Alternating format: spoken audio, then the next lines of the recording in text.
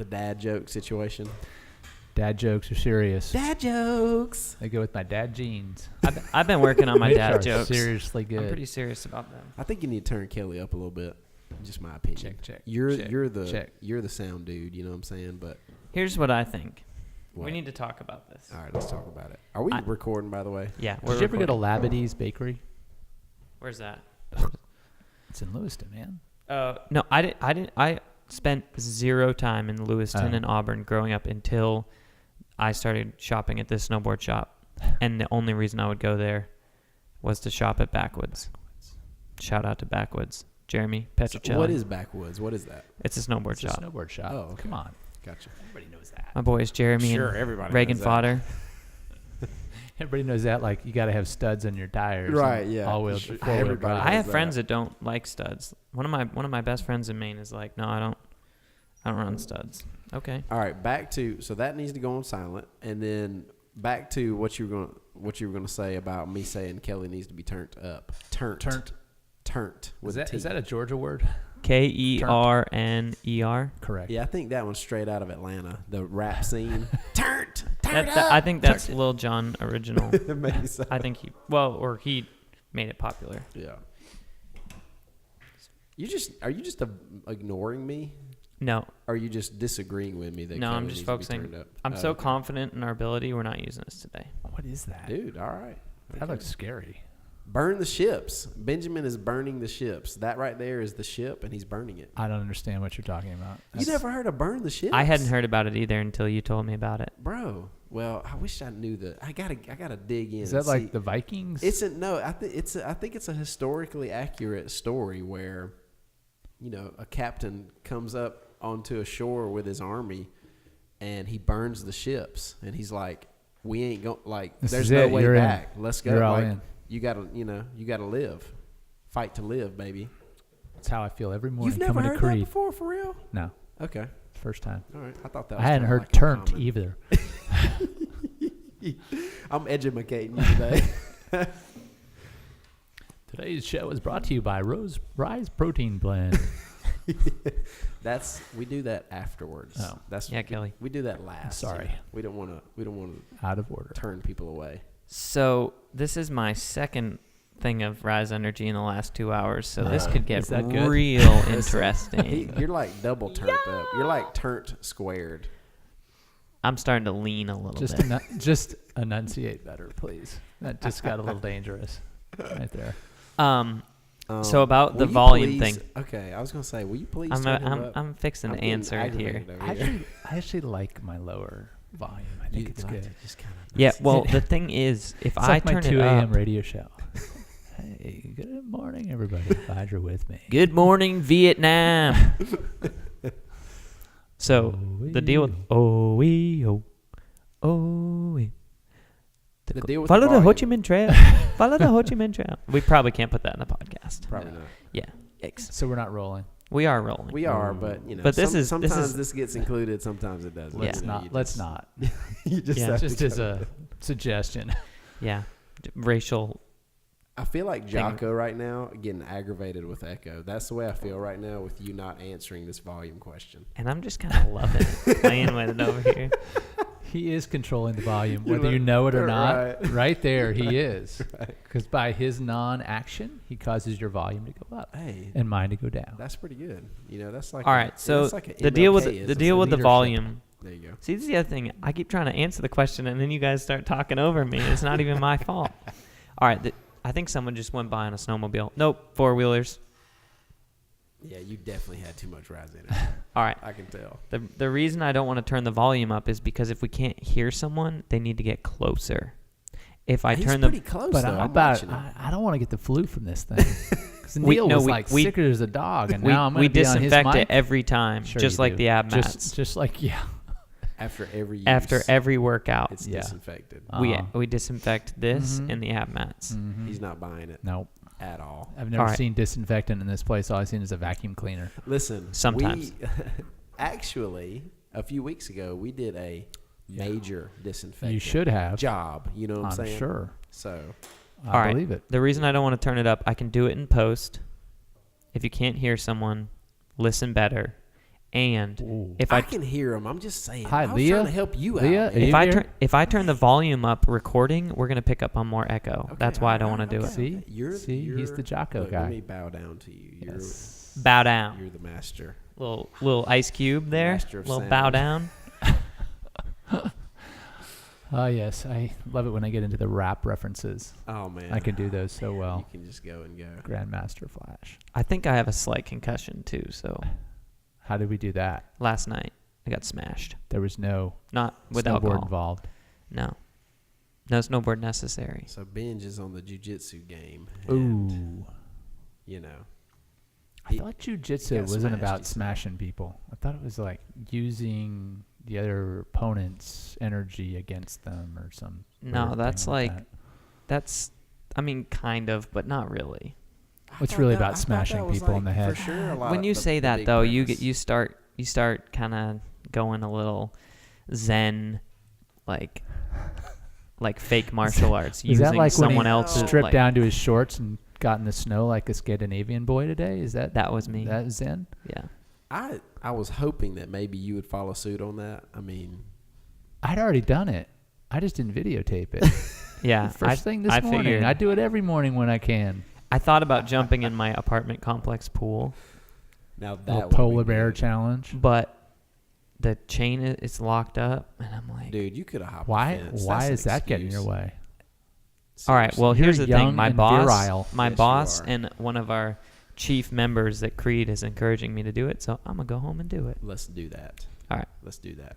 Great. Yeah. Chief member. Because you need to one up somebody. You're good at wanting to one up somebody. I I- came in and I told him this earlier. I was like, I got 2 cold showers today. I checked the box twice, and then, you know his response was, he goes, "Yeah, the other day I did 3. I had 3."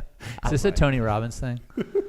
No, Are you are you installing the cold plunge in your house? Tony Robbins does practice. I know, but a he's ton of relaxing. a ton of celebrities do. Yeah. It's kind what of- makes them celebrities. Yeah. right. That they're nuts. It And- has become like kind of I think it's like a new like thing, you know. Like It also gives them celebrities their sharp political opinion. I'm starting to notice myself becoming more. Oh God. So I'm what just you're kidding. saying is that celebrities actually have a sharp political position? They have No, they don't. the sharpest political opinion. They don't the most understand the thing they're clued talking in about. to reality. They understand what it's like to be nothing and also have 14 houses all over the world, like Johnny Depp. Just Look, they're just the man. They're just average Joe. That's Yeah, all they get are, it. with 14 houses. They get blue collar. Yeah, it's one of my hang-ups about my childhood idol, music idol, Bruce Springsteen. oh Bruce.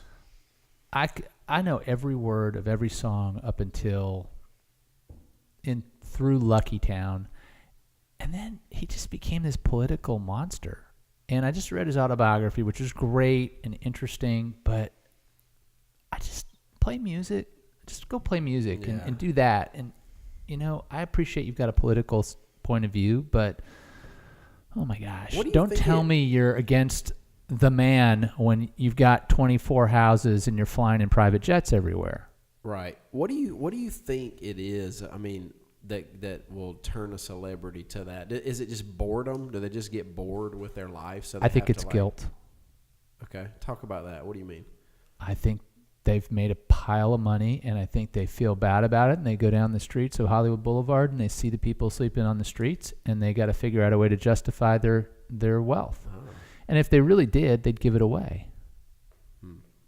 Which is why I do what I do, because I think people who have wealth and are smart can change people's lives by giving it away. Dang. We're done. With Out. that being said, I think he just dropped the mic. Let's end the podcast. With that being said, let's begin the podcast officially. I'd love to. Let's get it rolling here. So, welcome listeners to the Creed podcast. Dang, I said it wrong. Creed podcast. There's no the. I got corrected To on that the Creed other day. podcast. Creed podcast. Okay. It's not the Creed podcast. Like the Facebook, Creed Facebook, podcast. Oh, we don't call it the Google? the Google, the YouTubes. Going to the Walmart. Ask my kids about how often I ask them, hey, are we listening to The Outcast? That's amazing. Yeah, do you do that intentionally? They love that. That's a dad joke? It is a dad I like joke. that. Yeah, thank you. You know what we call Walmart in Maine? What? Walmart's is. Walmart's. I got to run down to Walmart's is. It's true. And there was a store, I don't know if it was in Maine, but it was in Vermont, called Ames. And nobody ever referred to it as Ames. It was Ames's. Ames's. Ames's. True Going over to Value. Ames's. You have Ames here? Do you have Ames's? I've never heard True of that. Value. It's the same. It's like, I've heard of True Value, what's yeah. an Ames's like? It's like a bad Kmart. Okay. Like a low-budget bad Kmart. Is Kmart bankrupt? I've Probably. Never, okay. I think haven't so. seen a I feel like Kmart there's in a still minute. one near the TJ Maxx that I go to in Maine. Okay. There was one in No, it's Big New Lots Hampshire. now. It's Big Lots now. Yeah. Yes, sir. Yeah, I'm shy. We could get into our New England speak here and totally lose you. Just do that, man. Yeah. You know, I mean, if I can understand the words probably. Course you can. You're wicked smart. Course you can. My boy over here is wicked smart. We'll be going at it for hours here on the podcast. So- what is it? What is that there podcast anyway? What's one of them podcasts? You doing the Peter now? That sounds like shout Peter. out to Peter Appleby. Yep, he's the man. Did he start the restaurant? No, Oh shoot. he He could have though. Yeah. he is more kind a of man's like man. cut trees down, use a horse to drag them out of the woods. I love that guy. Does he still do that? Because I need some trees cut. I don't know if you can do it in the. I guess you could use. in I don't need the summer. horses. I just need trees cut. I got a chainsaw. I am down. I need somebody who Let's- knows what they're doing. I've dropped some trees I the know, right but way. I don't want you to lose a limb. I've dropped one or two the wrong way, but most of them that I've dropped have been the right way. You know, you have an arborist friend here in Athens. I do. Yeah, I can hook you up, man. What's his name? They're expensive though. They're expensive. I want the inexpensive guy. They're if Lefty. They're an You're arborist, looking at the they're expensive. inexpensive guys. Anyway, back to the welcome here. All Getting all interrupted. Creed This is- podcast. This is going to be hard to keep you guys on track today, especially with the northern tie you guys have. This is going to be interesting. And what is this called? Energy thing. Listen, yeah, right, Oops. dude. Look at this. Is that a problem? He's chugging. I'm trying to get on his level over here. Dang. All Is right. that a problem? So, if you're listening to this podcast, then you probably believe what we believe. And let me just run through it quickly, okay? Here are just a couple of things. And by the way, Kelly, you're on the podcast today because I know you resonate with these things. You are a person of excellence. You believe in doing things with excellence. You don't believe in mediocrity or just kind of doing stuff willy-nilly. That's one thing about you that I know. You also believe that in order to do that, you got to have a strong body and a strong mind And strong faith. and a strong faith. That's a big part of it. You also know that you don't know everything. I know that about you. So, we had Neil on last podcast, and I mentioned that Neil is one of the two guys that I actively seek out to mentor me, and Kelly is the second one. So Neil and Kelly are my two mentors at this point in my life. So that's why I know these things about you. And then also, I know that life is really about relationships. It's about people. And you've already kind of touched on that a little bit today. So thanks for being here, bro. You bet. And I'm excited about what you have to offer our listeners today.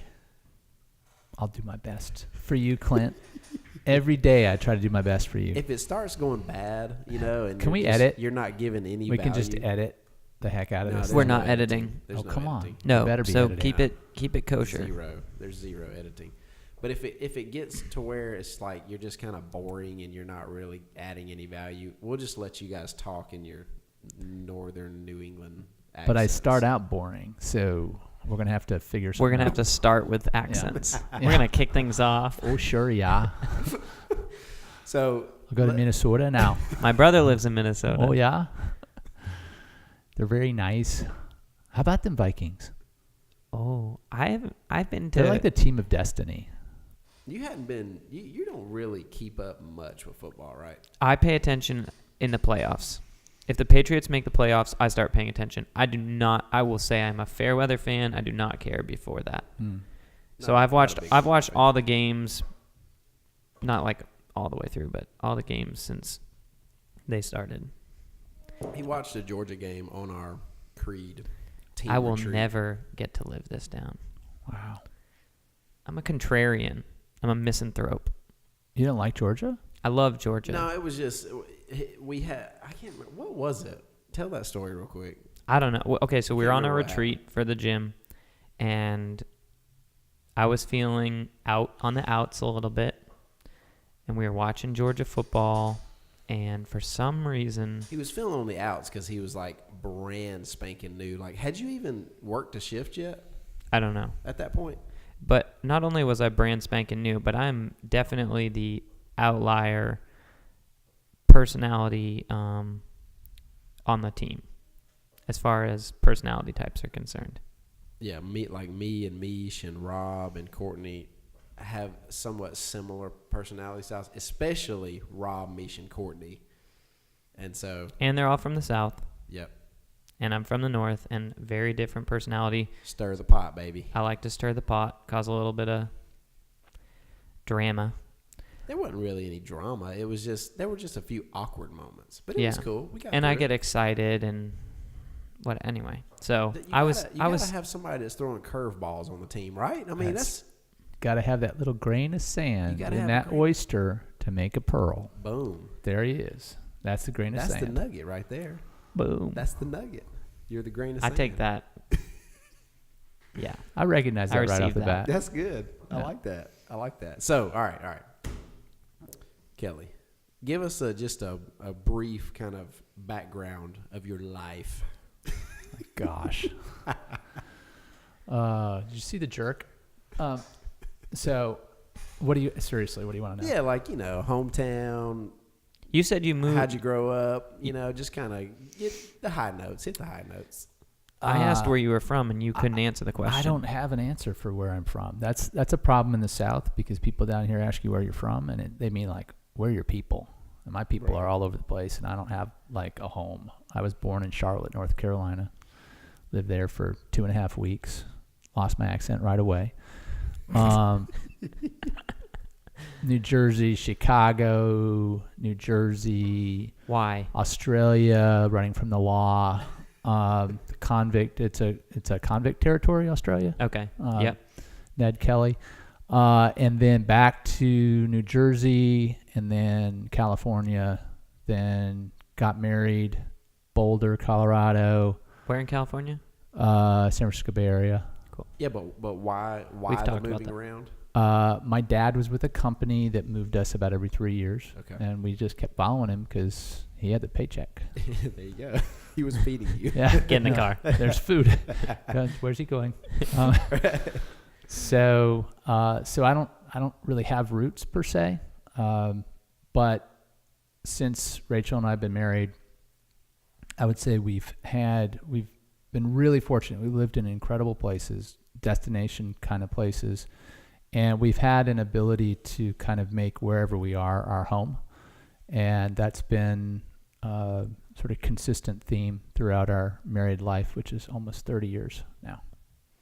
So the way, let me tell the story about how we met. So here's how we met. I'm at the coffee shop. Which one? You Jittery can't say, Joe's. oh. What? Now you just gave them free sponsorship. Of course. No, they'll pay us. Look, this is. You just talked about philanthropy. Okay. I know, but That's you could our- have gone to them and said, hey. That's our version of philanthropy. We're gonna give. This- we're gonna give. That's called giving it first. away. You gotta. Well, This podcast look, sponsored by Jittery Joe's. when we have 1 million subscribers, we might have that. Which stretch. could happen But right next now, Tuesday. Right now, you know how many we have? 3.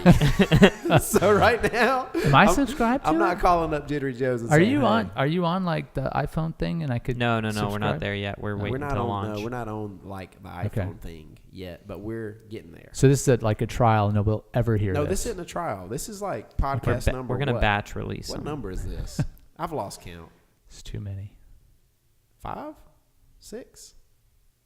I'm at 2 so far, so let me think about it. I don't have time for you. He's to from think about it. Maine. So the story: I'm at the coffee shop. I'm in my tribe car, Wrapped and tribe it's car. wrapped, and it's not. It wasn't pink. Okay, a lot of people said it Salmon. was pink. Pink. It was not pink. It was fuchsia. I thought it's more salmon, but So go that- ahead. Fuchsia's a little more That's manly. like Starburst. I don't think fuchsia's at all manly, but keep going. Anyway, so I'm backing up, and this woman is like approaching my car, like walking to my car, and she's like waving her hand, hey, hey, hey. Wow. And I was like, oh, what's going on? What? I thought I like accidentally stole something.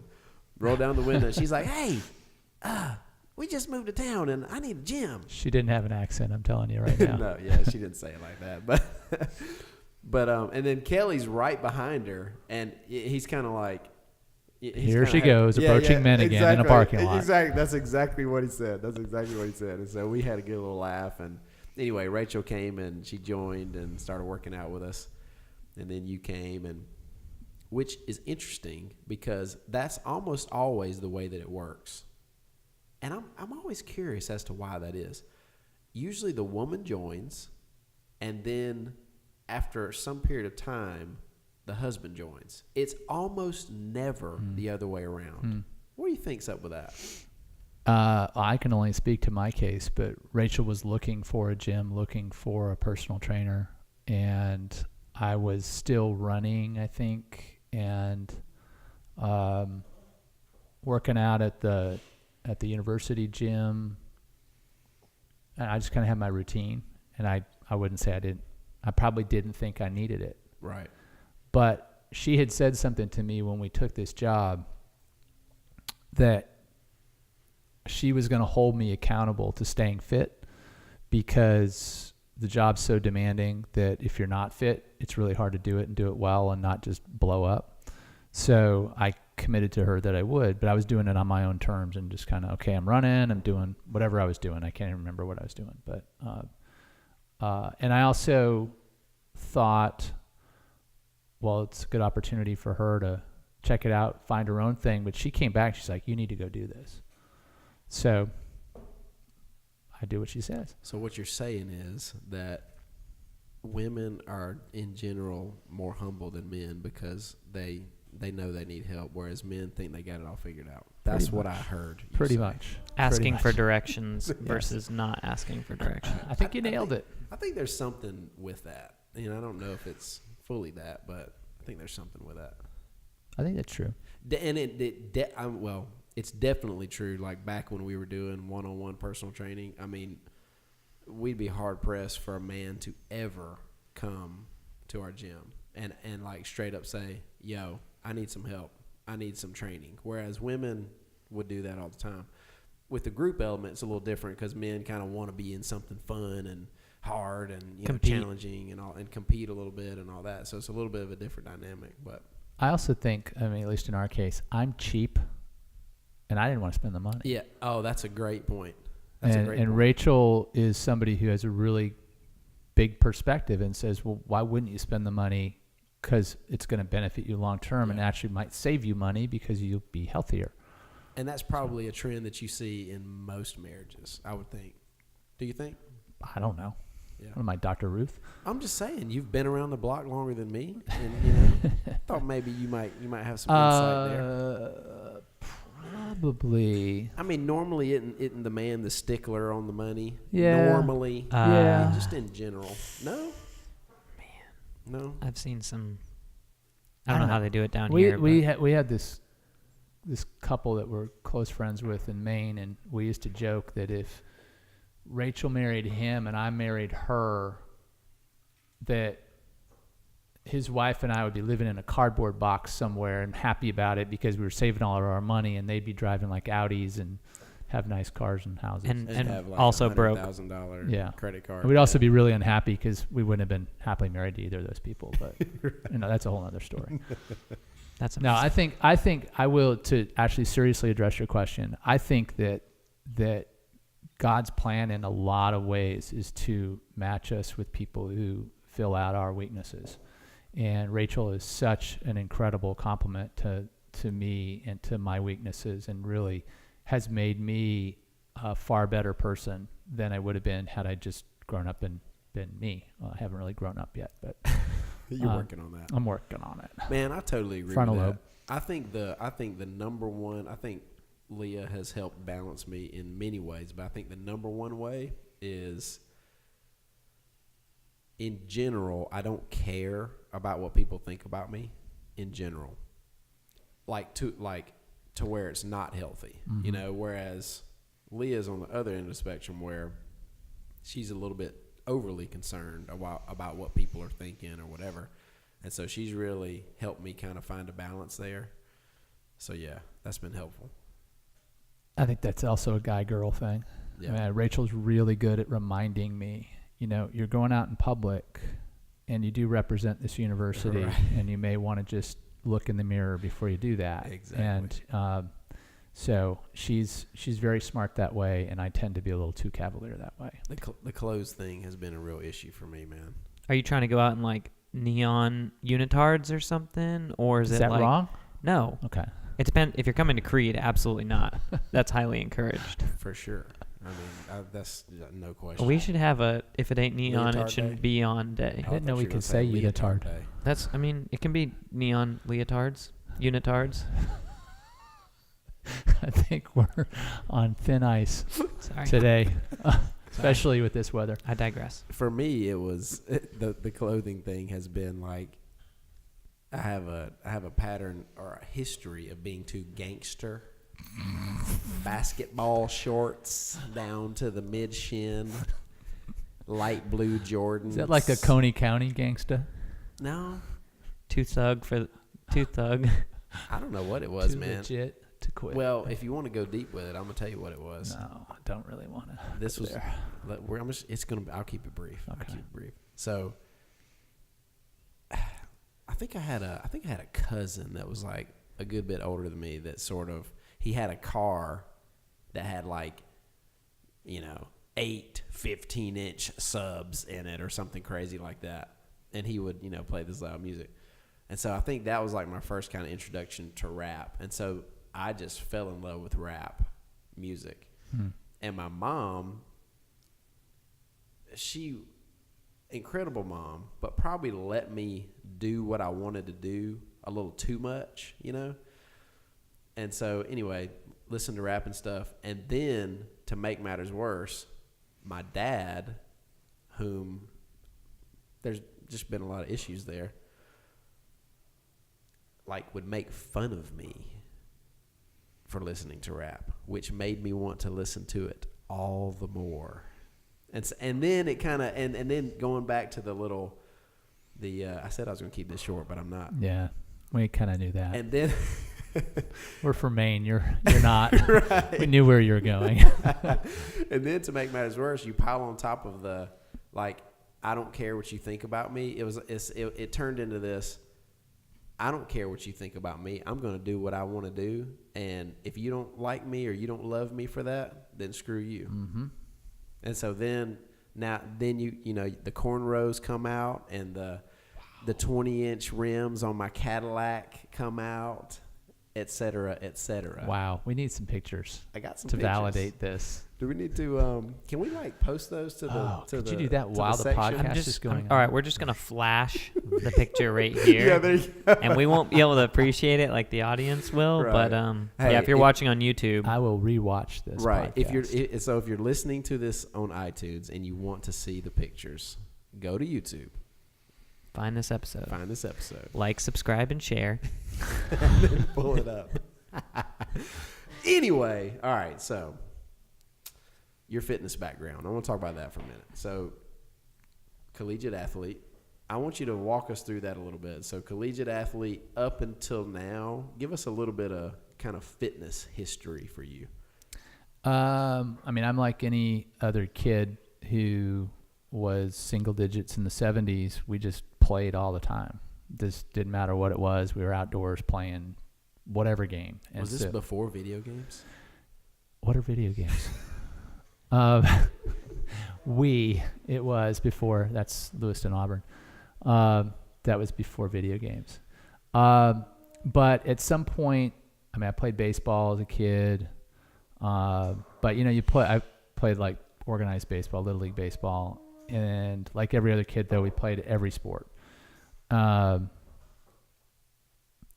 don't know when it was. At some point, when we moved to Australia, actually, somehow somebody put a tennis racket in my hand, and I'd never played tennis before, and I think I was about 10 or 11 years old, and I could do it. And I started playing tennis, but not seriously, just kind of like every other sport. And then we moved back to the States, and I was 12 years old. Started getting some tennis lessons, and so tennis just became my everything I did. I didn't really have, I wouldn't say a fitness regimen. This was back before all the crazy stuff they do with young people these days. So I just played tennis, and that's all I did. And I would say I did that right on through high school. Actually burned out high school at my end of my senior season in high school. I quit, quote unquote, quit tennis for a year. And it's interesting to look back at that, because that year after I quit tennis, before I took it back up again, was probably one of the worst years in my life as far as just decision making and accomplishing things and choices I was making along the way. And I don't know if there's a correlation, but I bet you there probably is, between the discipline it takes to be an athlete and do the things you got to do, and when you've got the world available to you and nothing to kind of give you any direction. And so I kind of had a year where life was odd and interesting, and then decided to give tennis a try again. And you know, the full story is I went to my first year of college, did very, very poorly, was completely unprepared for college. They didn't know what a gap year was back then. I should have been a gap year kid. I should have taken a year and kind of grown my brain a little bit. But then I came back to go to a junior college in the San Francisco Bay Area, and just happened to be the best tennis program in the country. And the coach there was arguably one of the best coaches in the country, and he had coached some professionals. And he took me under his wing, made the team, got back into playing tennis that way. And that's when it really got serious for me, because he put me on a track to not only be physically more able, because he actually put us through training programs and so forth, but he taught me how to play the game. So that's when I would say what would be probably my sophomore year of college, where I really began to understand about training. Now, again, this is back before we really understood about how to use weights or anything like that, but we were doing intervals and running hills and fitness drills on the court and agility drills. Did you enjoy the fitness part of it? I did. Yeah, that was always, like, I found it a real challenge. And I was fit, and I think when you're good at something, you like to do it. But there was just a ton of emphasis put on stamina, on discipline around the stamina, and then also just kind of beating you up until you could hardly walk. And so we did a lot of that, and that, you know, my game improved exponentially with that, also with his coaching. So, and that kind of carried on through, after I finished there, I went to the University of Colorado and finished my college career there. But at that point, I'd had a lot of good foundation put in as far as understanding how to be fit, and specifically to tennis, which nowadays you would take a completely different approach. We just understand fitness much more now than we did way back then. So when I left college and went and turned pro, I had to figure out how to compete, train, and practice basically on my own, because I didn't have any money to hire a coach or anything like that. So fortunately, the lessons that had been instilled in me kind of stayed with me. I'd find people to work out with, and it was really mostly kind of plyometric stuff that you could do, body weight things, lots of the equivalent of box jumps and things like that. So that was really it through playing tennis. And then I think when that's part of your foundation as a person, even though when I finished playing tennis, I didn't stop fitness. It just was part of my life. I wasn't going to not be fit.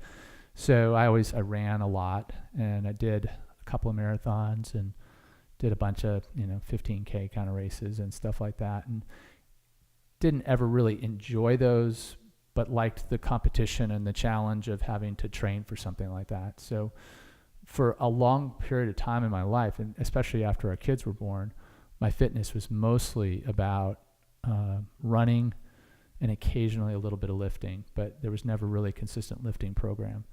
But somebody said this to me the other day in a text when we were talking about fitness and how I was frustrated because the last 2 weeks I hadn't been able to work out as much because I've been traveling so much. And this person said, well, but you've been consistent. And I said, well, not really. And she said, no, you've been consistent your whole life. And it sort of clicked for me. And I thought, you know what? She's right. I always want fitness to be part of my life. So it's just sort of in there. And so you talked a little bit about the discipline of it. Do you believe that fitness plays a part in, or has played a part in, sort of the level of success you've achieved professionally? I think it has to. First off, tell the audience what you do, because we hadn't really talked about that yet. What do you do? Who are you? Career-wise? Why are you here? I don't know why I'm here. My title is I'm Vice President for Development and Alumni Relations at the University of Georgia. Which is a big deal. It's a big job. There's a lot to it. Because there are, 6 VPs? Something like that. Something like that. So there's the president, who's top of the chain or whatever, and then it's VP. So it's a pretty big deal, in case you didn't know. It's a title. And it's a job, and as I talk with my team all the time, we all have a job. And your team is how big? Sorry, I keep interrupting you. Approximately 250. Boom. That's a lot of people to lead. 250 people. Anyway, you talk with your team all the time about the idea that everybody's got a job. Not one job is more important than the other. The important thing is that we're all executing to the best of our ability in the same direction. And my job comes with the title, and it comes with some responsibility. And sometimes the comment is made, and I think it's somewhat accurate, that what somebody like me is in the position of having to take on is essentially the responsibility for the success and the direction of a large team. And so if there's a weakness in any part of that team, it ultimately redounds to you. It comes back to you as it's your responsibility to take care of it. So if you call that pressure, I just think of it as responsibility. So that's what I take home at night, is that I think about 250 people or whatever the number is today. Whereas somebody else who's doing a different job within our organization might only have, but it's important, 5 people to think about. Or they just have to think about what it is that they're expected to execute on in their job on any given day. And any person within our organization who's not doing that, there's going to be weakness there. It's like building a house where, there's a joist in the foundation that isn't strong. It's ultimately that weakness is going to be shown. Yeah, so I interrupted you a few times there, which probably knocked you off a little bit. But in terms of your fitness, do you believe that's kind of played a role in? I think it has to, only from the standpoint of what I said before about what Rachel had said to me, which is it's hard to do any high-intensity job that requires a lot of hours and a lot of lost sleep without being physically fit. I don't know how people do that. And we actually interviewed a person for a job a month ago or so, and this person was not fit. Clearly unfit. And they're interviewing for a very high-level job. And I just said to my colleague, I'm really worried that this person would be able to handle it given what's going on with them physically. And we're going to ask a lot of this person. They're going to travel a lot. They're going to have a number of people reporting to them. And is that the right kind of person for that job? Whether or not they're qualified with their knowledge, I think it plays a role. And I can't imagine, I actually think it helps your psychological well-being as well. The idea endorphins or whatever you want to call them, how they impact your positive attitude. If I'm not working out, I get edgy. And confidence too. I mean, that's a big deal. Mm-hmm. You know, when you walk into a room and you know what you look like, you know, so that person you interviewed, they know what they look like in front of the mirror. And so, you know, when you walk into the room looking like that, how can you be confident when you kind of know, this is something that I'm not doing right. I'm not doing well. Mm-hmm. You know what I mean? It's very visual. It's like a very visual thing. I think it's the visual part, but I also think it's the energy part. Oh, absolutely. I think that, I mean, and I should be clear. I mean, I've worked with plenty of people who are not, who wouldn't come to Creed and who wouldn't put themselves through that, who aren't particularly fit, but they figure out their energy, the energy they get from their work and they get from their interactions with people, and they're able to do that to some extent. And I'm sure that there's a burnout factor at some point, but I don't think everybody can do that. And I just think, no, for me personally, if I'm not working out, if I'm not staying fit, if I'm not eating well, it takes a toll. And I can tell that my mood's not good. My interactions with people aren't as good. I don't feel great. My clothes don't fit, all of that stuff. So I just think it's an important part of the total makeup of what you're doing. Yeah. And, I asked Neil a similar question. It's kind of a controversial question in a way. And so the way that you're going about it is absolutely true, and I feel that way. But I feel that way too. But if I'm sitting in the seat and I'm interviewing, and I'm obviously not interviewing for a trainer, right? Because how can you hire an unfit trainer? That just obviously doesn't work. But like you said, potentially you could hire an unfit person to do a particular job at the university. But if I'm interviewing that person, it makes me raise an eyebrow to say, okay, if this area of their life is sloppy and undisciplined, what other areas of their life might be sloppy and undisciplined? All right. Well, and agree completely. However, I have worked with and work with currently people who outwardly may not project that kind of discipline, but have discipline in other ways, in other aspects of their life, and they find that direction through whatever that is, and whether that's discipline in the way that they execute their job on a day-to-day basis, or discipline in what it is that they're reading and learning and growing from. Discipline, I can think of a number of folks who put a lot of energy and focus into mentoring young people, and that's a place where they get a ton of energy. They're probably not spending as much time on their fitness, but they've got that discipline, and that helps to lead them where they need to be successful. And so it's hard for me to sit back and say, well, that person's not going to be good because they're not as fit as somebody who comes to Creed. Right. But for me personally, it's a key element to me feeling like I can be the best that I can be. Yeah.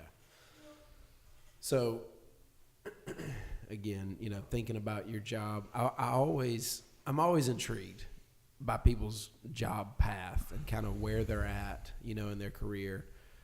And I always kind of ask myself, like, when I see somebody where you're at in your career, and I see where you're at as a very high level, very successful person, but I always ask myself, I'm like, was there a moment in time where you said, I want to be a VP of a university, or you say, I want to be a president of a university? Like, talk us through that a little bit. How did that sort of come about, and what's that road been like? I may be different than a lot of people who are in the role that I'm in. And I don't say that. There's no, that's not me bragging. It's not me making a statement about a value judgment about what I'm about to say. It's just, my brain doesn't work that way. I can guarantee you, I never said to myself, I'm going to be a VP someday. That's going to happen. I'm going to make that happen. Never occurred to me. I've always tried to live my life in a way that, and to different levels of success and different levels of failure, absolutely, where I was trying to be the best at whatever it was I was doing at the time. The best that I could be. I don't mean like number one in the world. I just mean I was trying to be as good at what I was doing at that time as I could possibly be and still maintain balance in my life. And I would tell you that there have been all kinds of ups and downs with maintaining balance in my life where I've been able to go to work, do a good job, come home, be a good dad, be a good husband. And I've failed in all of those areas at different times because I put too much emphasis into one or the other. And I think at different stages in your life, you have greater ability to be more successful at different elements of those three things. But the thing that ties it all together is my belief that whatever it is I'm doing, whatever success I have, the glory goes to God. And it's hard for me when people say, oh, you've done such a great job, you're being so successful, look at what you've done for the university, because I know I'm an idiot. And I know I'm only... And we know you are. Well, too. I know, and that's why I'm here. And Benjamin's learning. I love it. He's like, oh my gosh. He said it out loud. I'm so unprepared to be, in who I am as a human being. I'm so unprepared to be as successful as I am, except that the Lord has given me incredible opportunities. And I can tell you so many times I've come out of a situation where I've spoken to somebody or I've made a presentation or, even interviewing for this job at UGA where I've walked out and said, I have no idea where those words came from. I have no idea what I just said or why I said it, but they were the right words. And honestly, it happens all the time. Or how was I able to navigate that particular path there that didn't seem obvious? You said it earlier. I know what I don't know. I know I don't have all the answers, and that God's really blessed me in that way to help me to understand that I'm incredibly fallible and I'm incredibly short on answers, but He provides them, and I see it on a daily basis.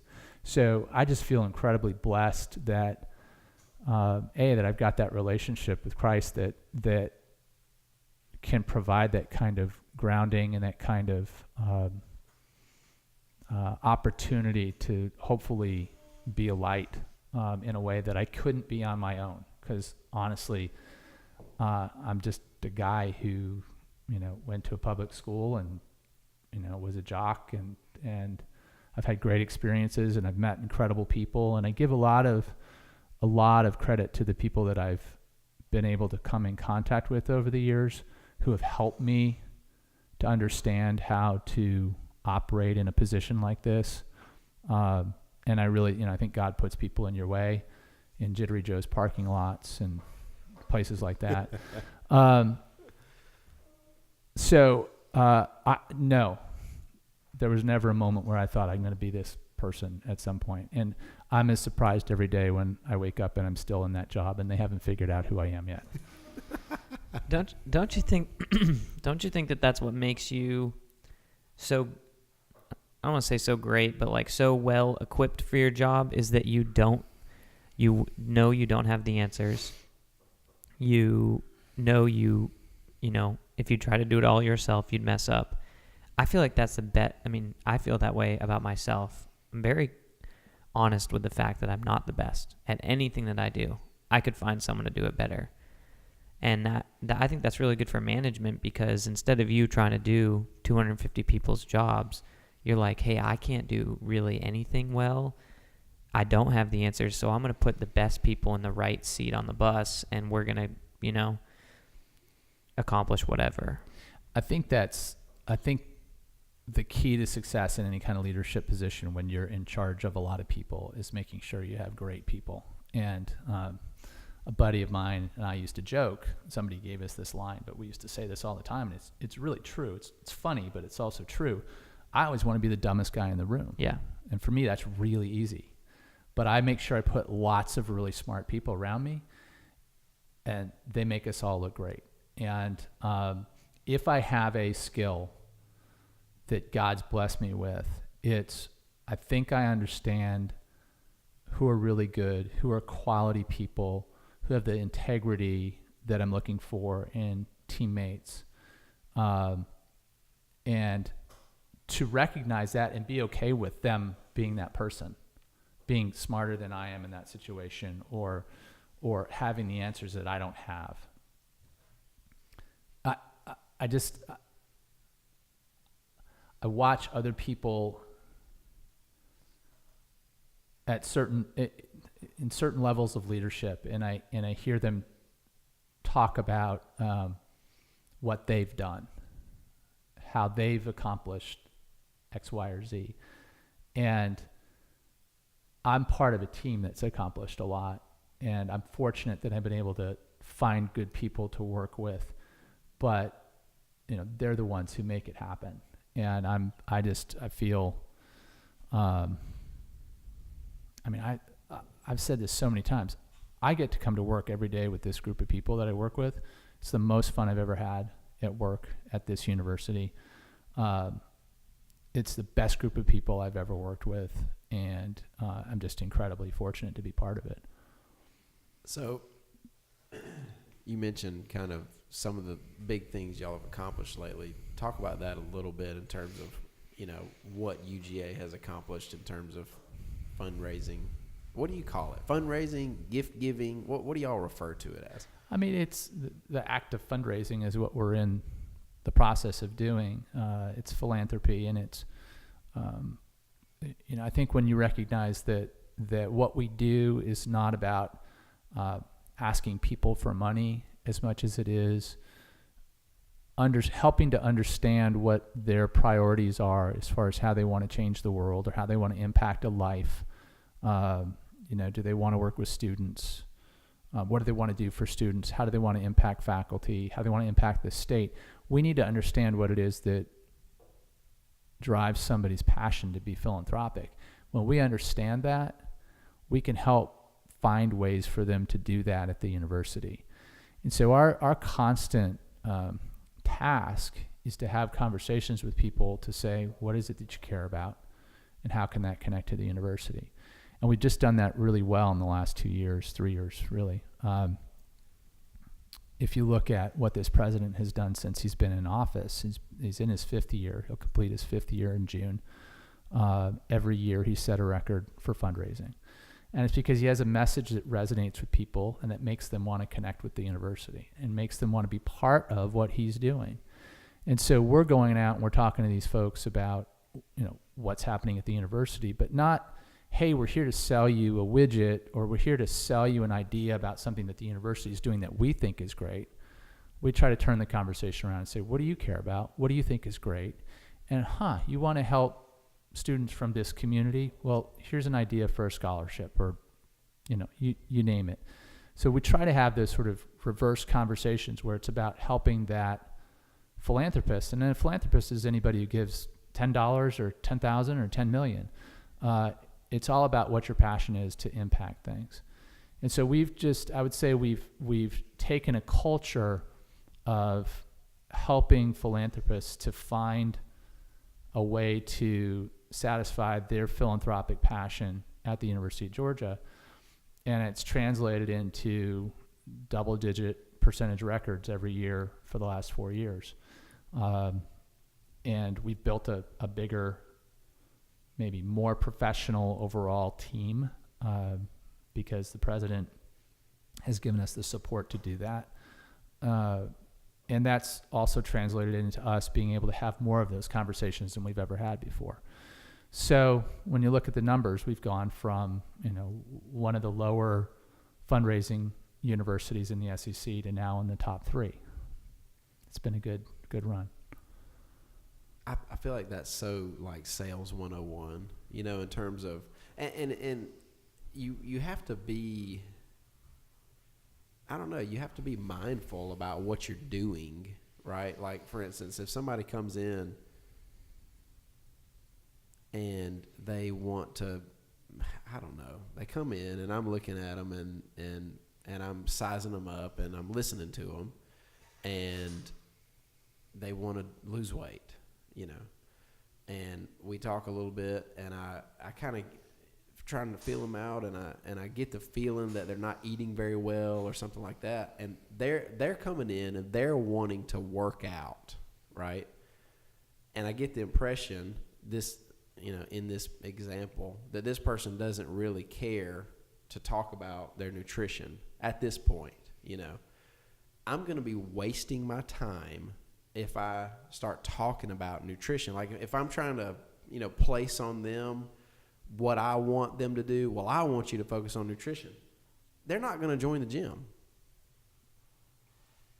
Because that's not where they're at right now, And just like you said, if you go to somebody and you say, well, we're doing this project, we're building this indoor facility, and we want you to jump on board with that. Well, maybe it's Benjamin, and Benjamin doesn't care about football. They're a UGA alum. They don't care about the football team. Mm-hmm. It's not going to work for you. It's almost, it was so prevalent in our business, I'd say 20, 25 years ago. When I first got into the business, it was just, you go to that alum and you talk to them about what they should do for the college or the university. And they might give because they have some warm feeling about the university and they want to be a part of something, but they're not going to give as generously as they could or as passionately, and it's not going to mean anything to them. And they're going to turn around and they're going to walk away from it, and it's going to be like the same way that when the Boy Scouts come and they buy popcorn, at your front door, it's a transaction. And yeah, you feel good, you help the Boy Scouts, but they're gone, and they're gone from your mind, and you're not involved in it. True philanthropy it's not just about dollars. True philanthropy is about what you give back to an organization. So whether that's time or energy or wisdom, and sometimes dollars, those are all important parts of the equation. And if you can combine that sort of connection to a place, the dollars will take care of themselves. They really will. And that's been our goal from day one. Since I arrived at the university, one of the first things I said to the president was, yes, we're in a capital campaign, which is what you do as a big fundraising organization. You pick a number and say you're going to go raise that much, and do your best to hit that number. Yes, we're going to do that, but we won't be successful if we walk away from this campaign and hit a number, but we haven't built an organization that can continue to connect our constituency back to the university in a meaningful way. If we fail at that, we failed at the campaign, because all we've done is a big transaction. And sure, that transaction has impact because dollars mean something. But what we're trying to do is do something that will build for the university for really in perpetuity. So we're laying a foundation that we think going forward, regardless of who the leadership is, whether I'm still there or President Moorhead is still there, it doesn't matter who's in our positions. What matters is we put the right kind of organization together that can continue this momentum. So pretty much everything that you do is very people driven. I mean, it's a very people-y business. I mean, we say that all the time. Right. It's a people-y business. People-y business. Yeah. I just made up a word there. Do you like that? I did. It's almost a Maine word. Yeah. Yes, sir. Yeah. You got yourself a people-y business there. I'm not in sales. I'm in people-y. Right. So I mean, you're leading 250 people.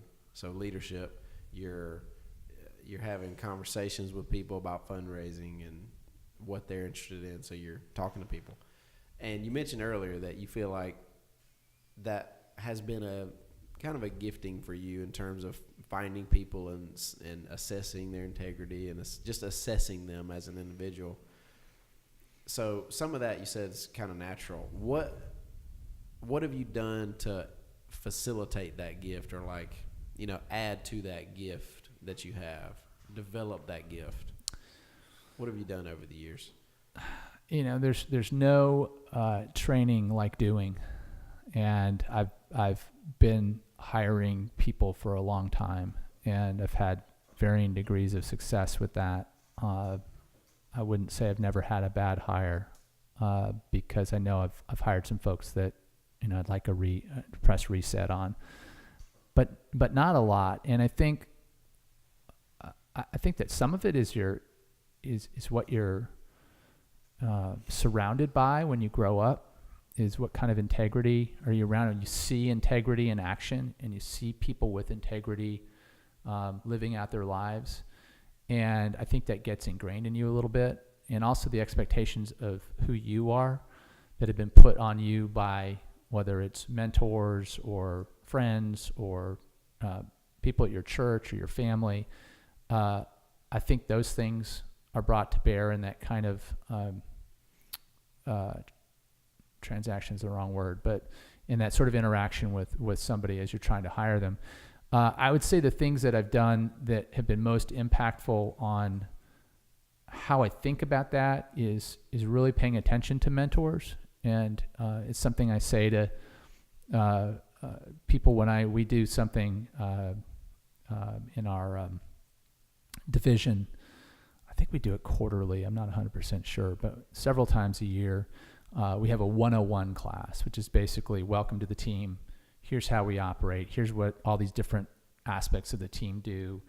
Here's what you need to know about it. And I usually do an introduction, sort of welcome, and talk to them about my vision and how I think about us as a team. And one of the things I try to always remember to say is, you need to find a mentor. If you want a mentor and you can't find one, ask me. And you also need to be a mentor, because I think you get better at being mentored when you mentor somebody else. The same way my tennis game used to get better when I coached other people, because I think you get different perspectives and different angles, and you think, oh, wait, I should be doing it that way. So I've worked really hard to find great mentors. God's blessed me and just put amazing people in my life at really important times. The other thing I've learned, and this is maybe perspective more than it is something that was deliberate, was sometimes some of your best mentors can actually be some of the worst people you ever work with. Because if you're paying close attention and you listen carefully and you watch and you see somebody who's not particularly good at leadership or managing people, oh my gosh, there's so much you can learn. I can remember very clearly a couple of different people that who were my supervisors. I can remember very clearly thinking, I will never do that. I will never talk to somebody like that, or I will never present in that way. And I really took those lessons to heart, and those are with me every day. There are lots of books on leadership and management, and I've certainly read my share. I think you get bits and pieces out of every one of them. I'm not sure there's some people who would say Good to Great is the definitive, It's really good. There's a lot of great stuff in there, but there are other books that have great aspects of it, of leadership and how do you work with people to help them be as successful and as accomplished, and frankly, live a life of integrity and importance in other people's lives. A book called The Secret, which is a very short leadership parable. It's a great one. Who's the author on that one? I know Jim Collins is the Good to Great, but yeah, what about The Secret? I don't know. Not like Google the secret. The use, secret. Use the Google. Use the Google. The Google. Are you talking about like The Secret, like manifestation, The Secret, or is it different? It's a book called The Secret. It's about leadership. Can you picture the cover? It says The Secret. We'll put it in the comments section or something. Yeah, I got a copy for you at home. If it's the one I'm thinking of, I think I've read it, but it might be different. There might have been a Chick-fil-A guy who helped write it. Yeah. There's also the one, actually Neil Stevens, your most recent podcaster,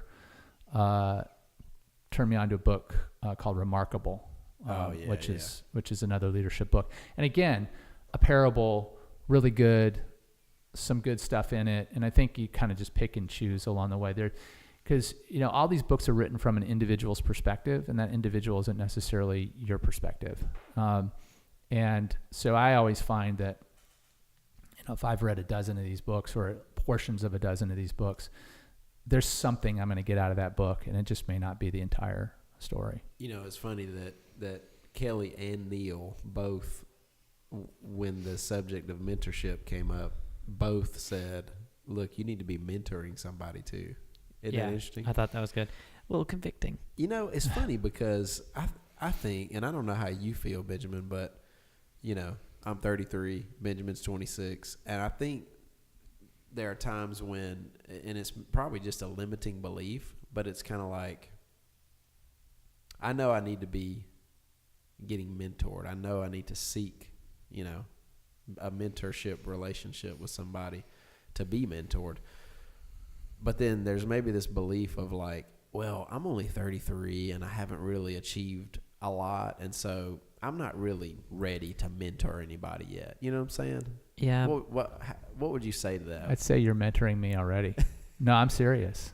I think you can't lose sight of the fact that you've had a certain set of life circumstances and work circumstances and relationship circumstances and faith circumstances that are different than mine. And there's no way you can't mentor me. I just have to be paying attention. Right. And it's kind of what I said before about the really bad mentors. Right. If you're paying attention and you're looking for those things, what's good, what's not good here, they can have a real impact on you.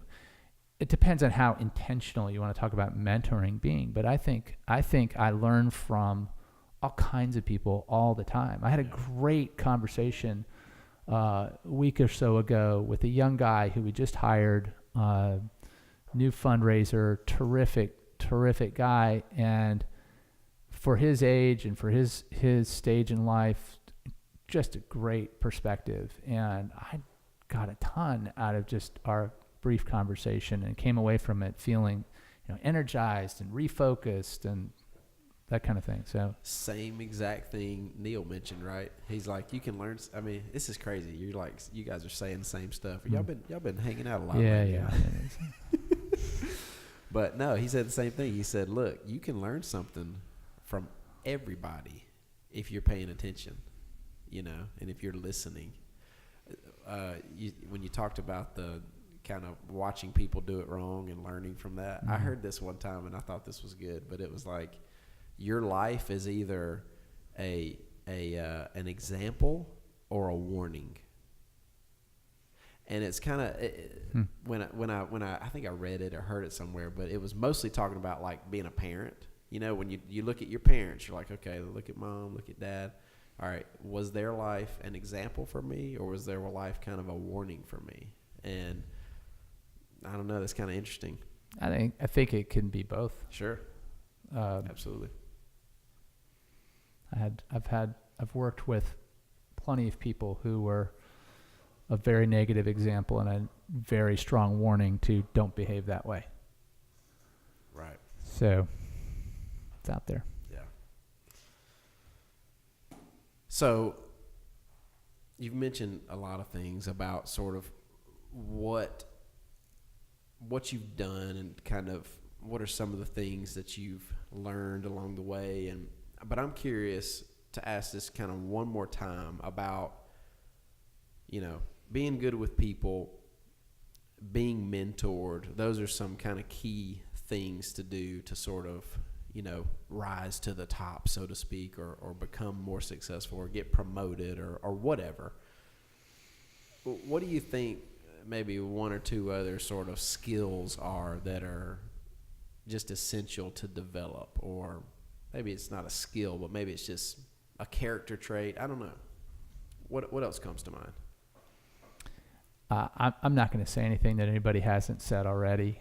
I know I'll sound like a broken record, one of those books that I've referenced. I think you can overemphasize truth telling. I think it's real easy in the world to get caught up in the shaving a little bit of the edge on a fact or on a piece of truth. It's like what we say to our kids: when you lie, you may get away with it now, but it will always come back. It will always come back to you. And it's not just for kids. Let me tell a story about that a little bit, because this is something that was, I don't know. Did I lie to you? No, you didn't lie to me. Back in the day, as far as you know. Back in the day, my wife Leah used to coach with us at Crete, or at that point we were Tribe.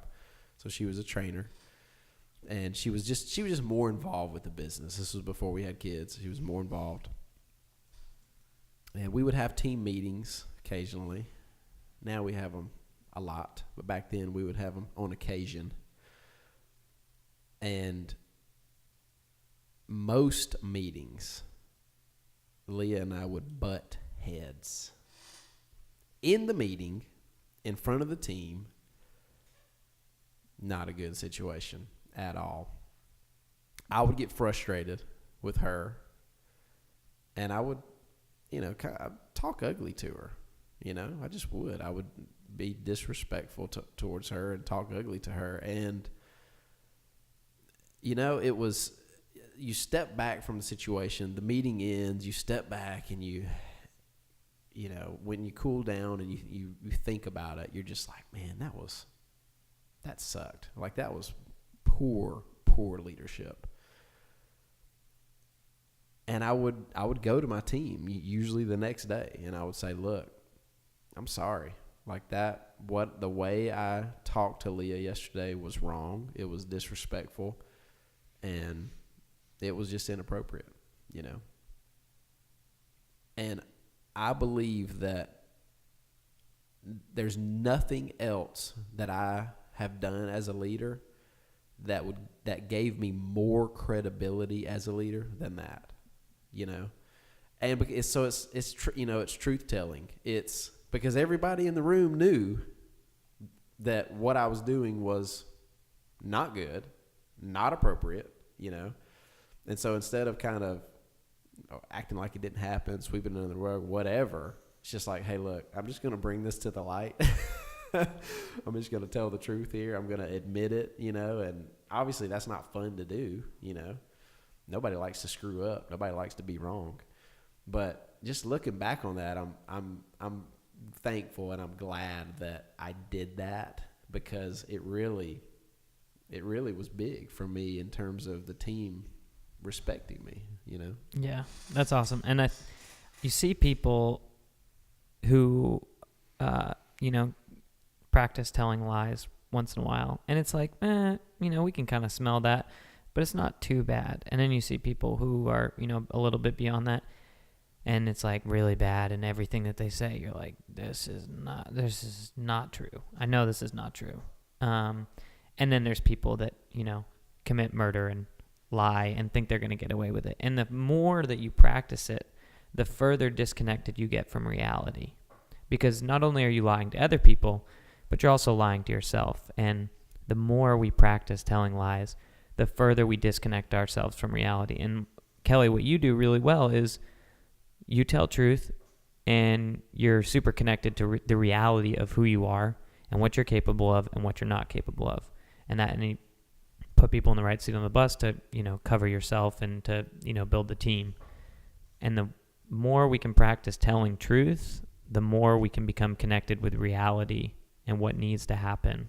And I don't know, I see you two as both really, really good at that. Something that I hope to do more in my life.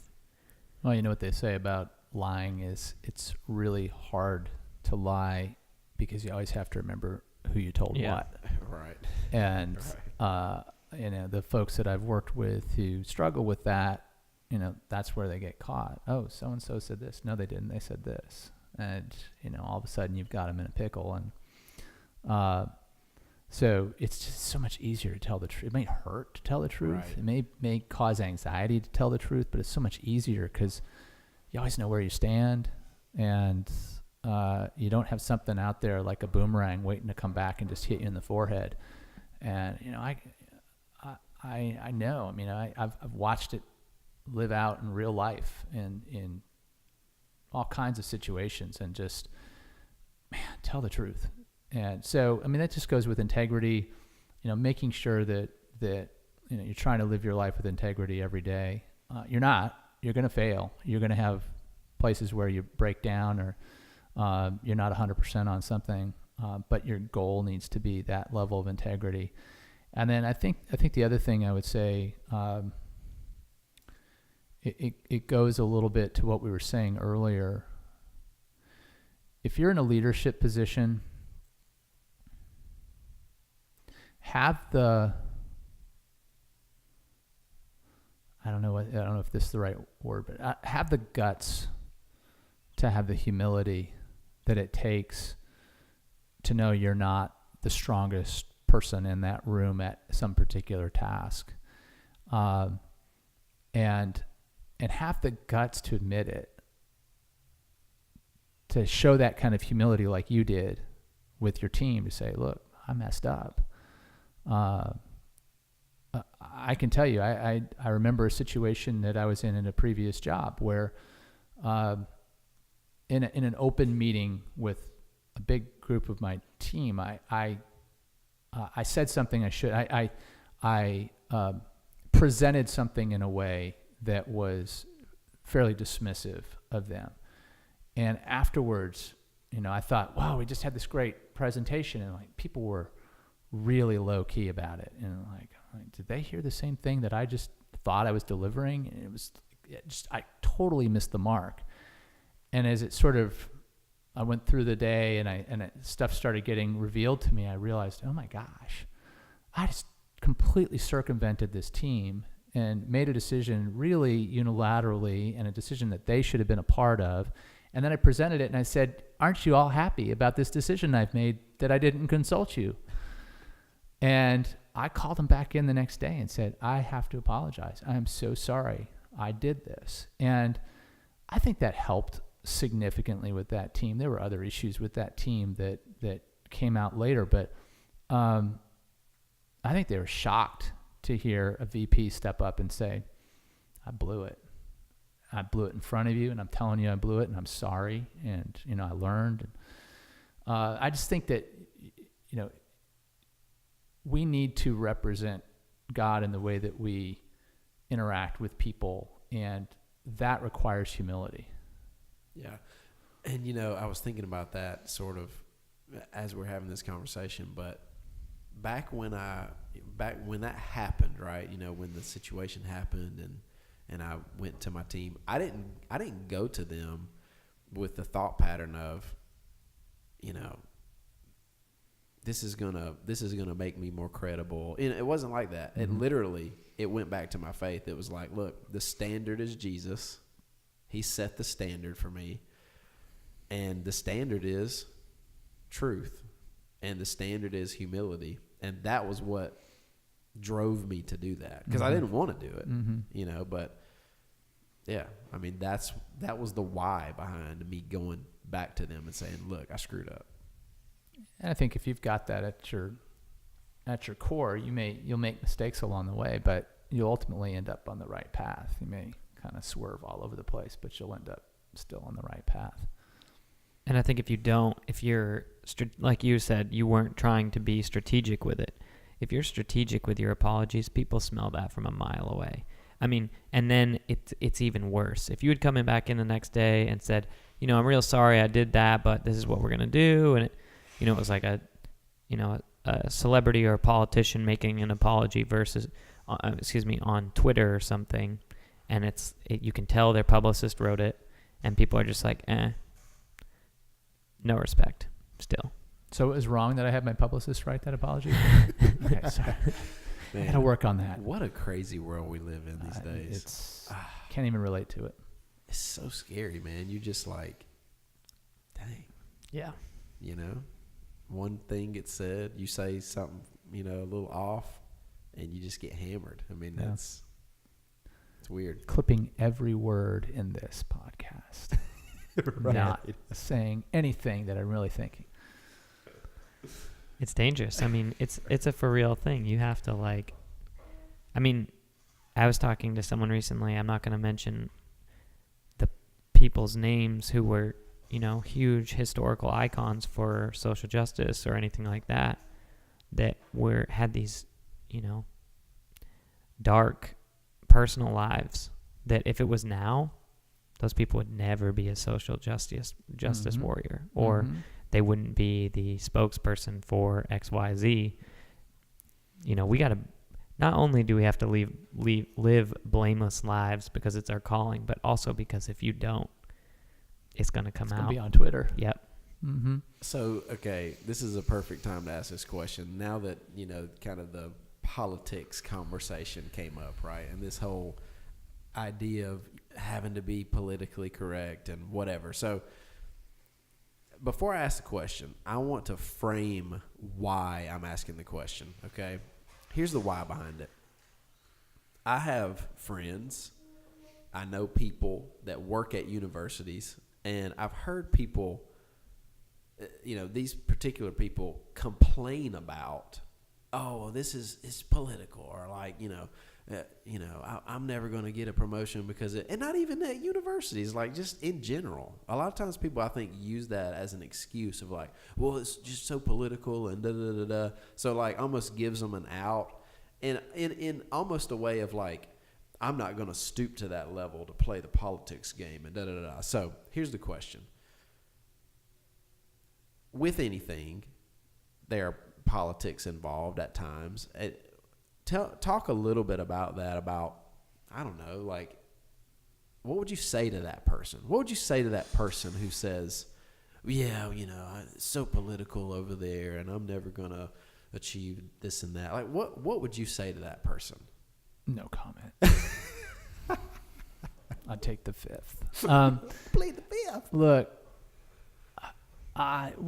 you can frame it any way you want in any situation, and I guarantee you there are politics everywhere because Right. we are human beings and we have emotions and we have biases and we have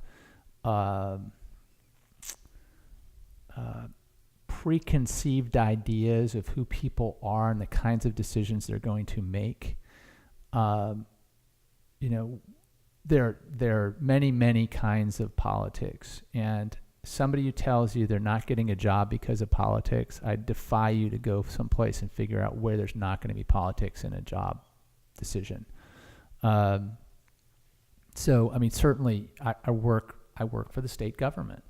So by virtue of that, I'm in a political arena. And certainly there are state politicians who make decisions for our university, and we have a representative form of government. And we've asked these people to represent us in our state government, and they've built an incredible university. So are there always going to be different perspectives on how people make decisions? Are there going to be different perspectives about who wants to hear what kind of thing coming out of the university? Absolutely, but it's not any different than any other place. It's just a different flavor of it. The world is politics, especially now, especially in this crazy Twitter, whatever world we live in now. It's just become heightened at a level that it drowns out what's really going on. If you could take all of the social media out and just actually report what's going on, and if the president of the United States didn't have a Twitter account, and you just kind of did a grade of their work, you might actually see that there's work there that's got value, that's making a difference in the world. But because of all this noise, there's no way to find it. And I said to our son the other day, we were talking about politics, and we have different views on different aspects of the world. And I said to him, I don't know where to go to get actual information. Right. I defy you to show me a channel on television that will give me actual information and not some sort of a slant towards something. A writer, we're human beings. We have an opinion. And it's really hard to keep that opinion out of how we talk about stuff. So, I mean, politics are everywhere. You can't avoid it. What you have to do is go back to what Benjamin was saying. You just got to tell the truth. You just got to have the integrity to tell the truth in every aspect of your life. And, I feel like if I do that at the university in my work, I'm going to be fine. There may be some politician who disagrees with what I've said, but I'm not going to change the integrity of my position because politically it may not be expedient. I may not exert that opinion or that direction because I recognize that politically it would be a negative for me to do that. Even if I feel that it's the right stance, if I think it could possibly take us in a bad direction in the work that we're doing and set us back, I'm going to be quiet about it. There's also, the perspective that comes with being as old as I am now. And how old are you? Old enough. As for our listeners. 21 plus. 21 plus. 32 plus. So we're working on 54. 54. Nice. It's better than the alternative. 55. Getting old is better than the alternative. That's true. I've totally lost my train of thought now because of that great diversion. You were about to drop some serious knowledge too. I missed you. Yeah, I know. It was something about politics. Yeah. It'll come back to you. It'll come back, but you have to tell the truth. You have to be true to who you are, but you also have to have the perspective that you have when you're nearly 54 years old to say, you know what, it may not matter that I say this or that I feel this way. If I really step back from it, what's it going to change? Sometimes I think people, we often say this in my business, people just love to be up talking because they love to hear themselves talk. It's like epidemic in my business, in the world of academia. People just love to hear themselves talk, but they're not really saying anything. And they may not actually be helping their cause by what they're saying. And I think having the perspective to step back and say, you know what? Not important. Not important for me to make that point at this time, or not important for me to try to be right. And it's the same in marriage, and I'm still learning that.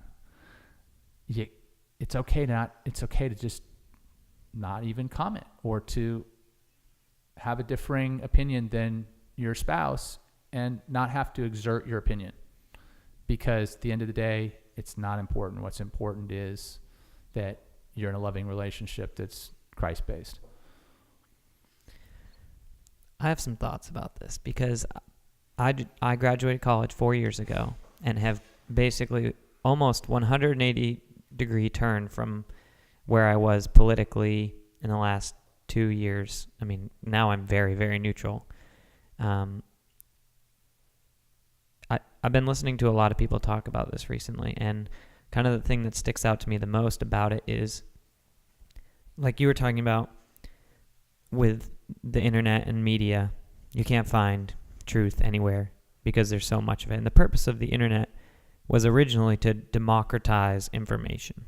And instead what it's done is just polluted information. So there's no way to find anything of substance because we're so polluted with... It doesn't even have to be junk. It's just a ton of it. You can't sift through it. Noise. Yeah, there's so much noise. And the other thing is identity politics. And the way it works is if Clint has a political opinion that's different than mine, then instead of saying, hey, you have a different opinion about the means, but we both have the same goal, like you're left, I'm right, whatever, or you're blue and I'm purple, pink, whatever. The idea that we don't share a common goal has been lost. Now people believe you have this political opinion, you're a jerk, and you want something completely different than I want. And I have this political opinion and I want something different. But on either side of the fence, both people still want the same thing. And we've lost that. We're starting to identify politics with our identity. That if I'm conservative, that I want a different goal than you who are liberal, or vice versa. And I think that identifying political opinions with morality or like the end goal is very, very dangerous. And that, I mean, these aren't my opinions. I'm just repeating what other people who are smarter than me have said, but that really, stuck with me. And it fires me up because it's dangerous, especially with the internet. I think you hit the nail on the head. Yeah. And it's not my I idea. think it's the root of our issues these days is it's no longer about a conversation and, we have differing opinions, but let's have a conversation about it and maybe we can both learn from each other as opposed to, I have a different opinion and you're wrong. Yeah. And it's where we are in the world. Yeah. And when my opinion is different than you and it's tied to my identity and you tell me I'm wrong, you're not attacking my idea, you're attacking my identity. Now I'm offended. And the more offended I get, the more justified I am in believing that you're a jerk. Whereas if it's just my political opinion and it's separate from my identity, on Tuesday I could believe this, and on Wednesday, if given new information, I could believe that. Then I whatever, you don't agree? Cool, maybe I'm going to learn something. But when it's, no, this is who I am, that's dangerous. Yeah, super. This is heavy. It's very heavy.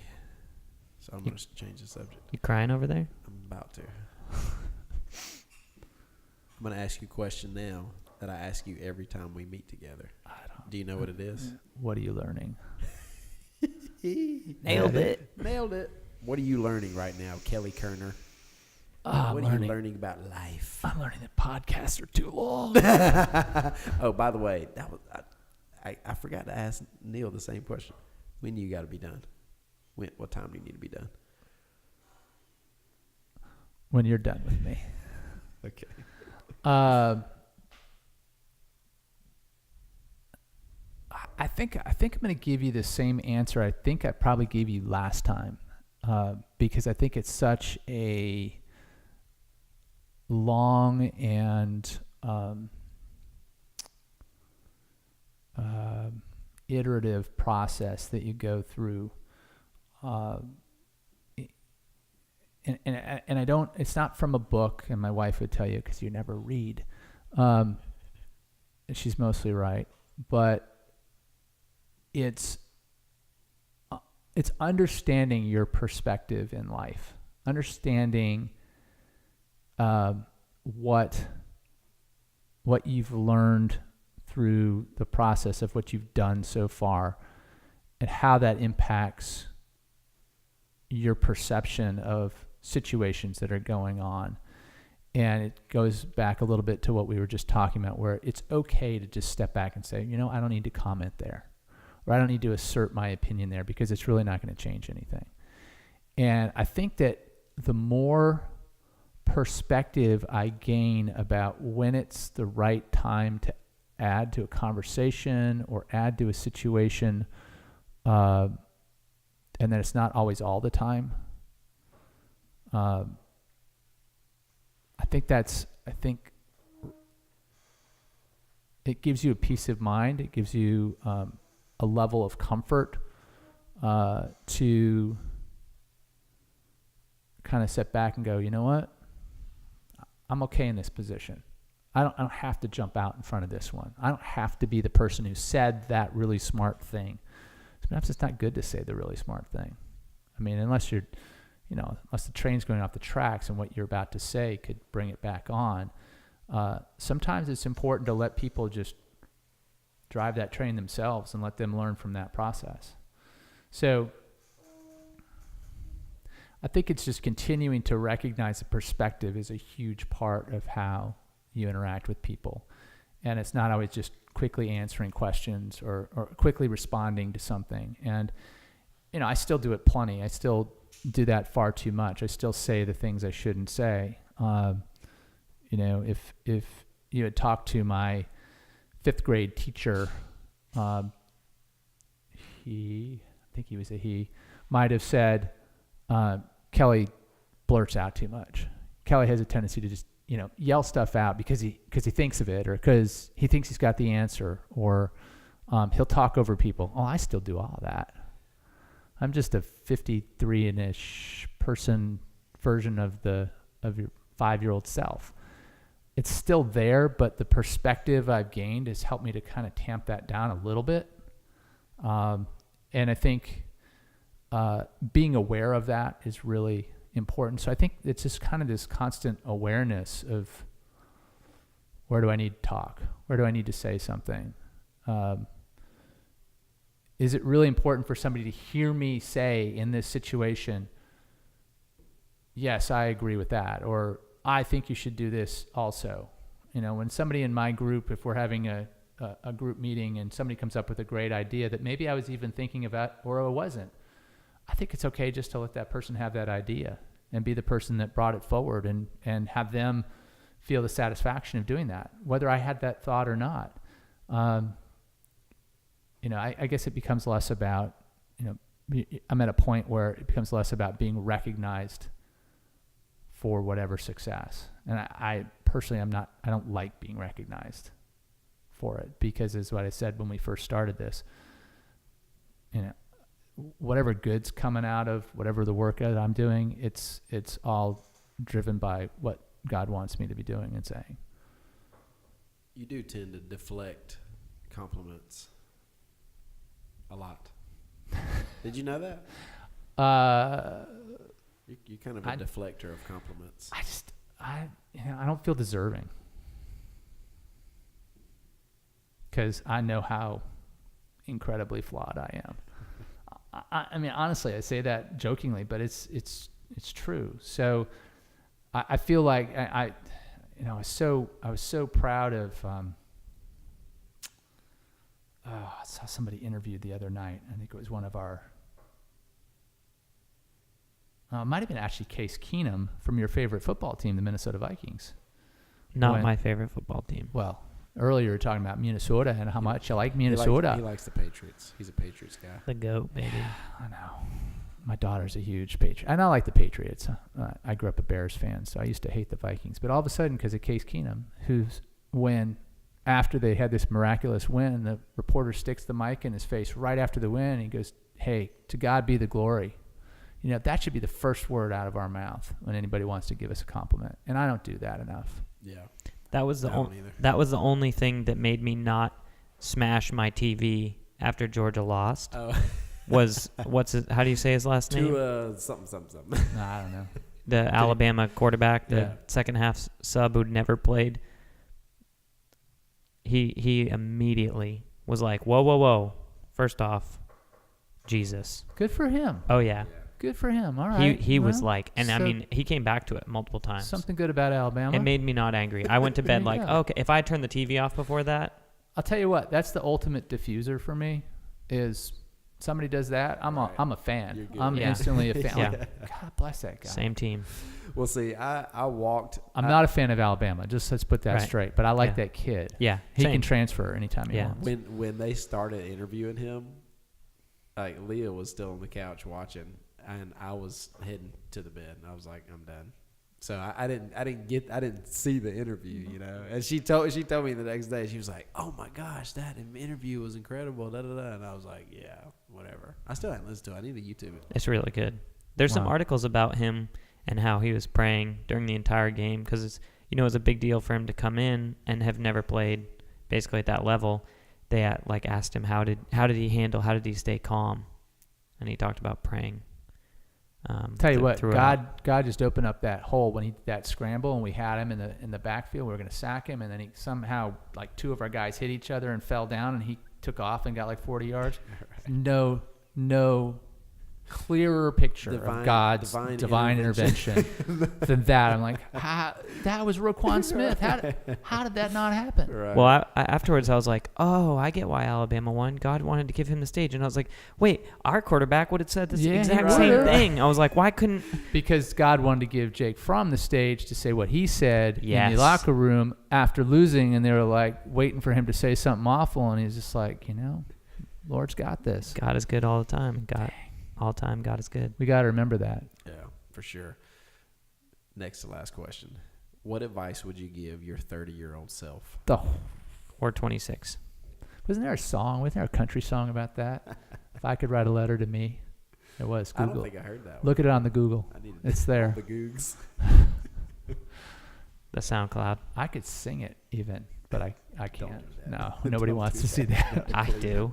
No, you don't. Trust me. I don't know the words. If I could come up with the words, I would. If it was Springsteen, I can could. Google it. I can Google the lyrics. 30-year-old.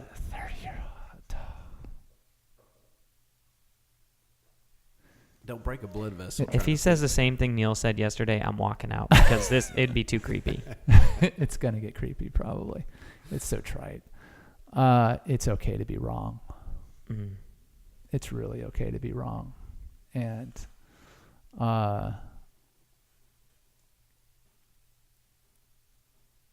that I don't know how to say this in the right way, but it's okay for humility to be at the core of what you're doing. You know, I was fortunate to be brought up in a family that mom and dad who were both very successful in their own right, both incredibly humble people, and I didn't know they were humble. They just were. That's just how they behaved, and so hopefully God used that to teach me along the way. But I was also in a sport that was not about humility at all. It was about bravado, and it was the time when Jimmy Connors and John McEnroe were tearing it up, and Agassi comes along, and there's these just guys who are all about themselves and all about the flash, and that wasn't what I was being taught through my sport, and I didn't live that out. I didn't live out humility in my sport very well, I don't think, and I got beat a lot, so I should have. But I think it took me a while to get to a place where I was okay with not having the right answer and with somebody else being better. And it's just a learned thing. So I think it would be, simplified as much as possible. It's okay to be wrong. And give God the glory, because I certainly wasn't doing that early on in my life. Yeah, that's good. Sorry, I'm moving this around. It's all right. Is that so we can promote it on Kelly's thing of you just he's my, talking yeah, and you're like gonna, playing I know it's Benjamin's been coaching me up here, like, hey, don't do this, don't do that. You're helping me, man. Thank you. What's the tape for? My mouth? What is the tape? This is if you go over 2 hours, we tape this over your just mouth. tape your mouth. No, Yeah, it's to hold this thing up. And I Okay. could have put this out of frame, but I mean, I kind of like to show people what's going on here sometimes. It's real life. Yeah, It it's is, we're man. not trying to like hide stuff, Totally. There are chords involved in us filming and recording this. They're mini chords, actually. Three-stranded cord. Three-stranded cord. Yeah. That's a good We have an excerpt about We that. do Check it have an out. excerpt. Yeah, there probably will be more. Yeah. Last official question. Anything else you want to add? That's a question? Yeah, sort of. Do you want to add anything else for the value of our listeners? And me. I think I go back to something we touched on a little bit earlier, which is just pay attention, because everybody around you has the opportunity to teach you something and to motivate you and to encourage you. And, I'll just use our little microcosm of our Rooster Club. Everybody in that group that I know, I obviously don't know everybody, but the kind of core folks who've been doing it for a long time,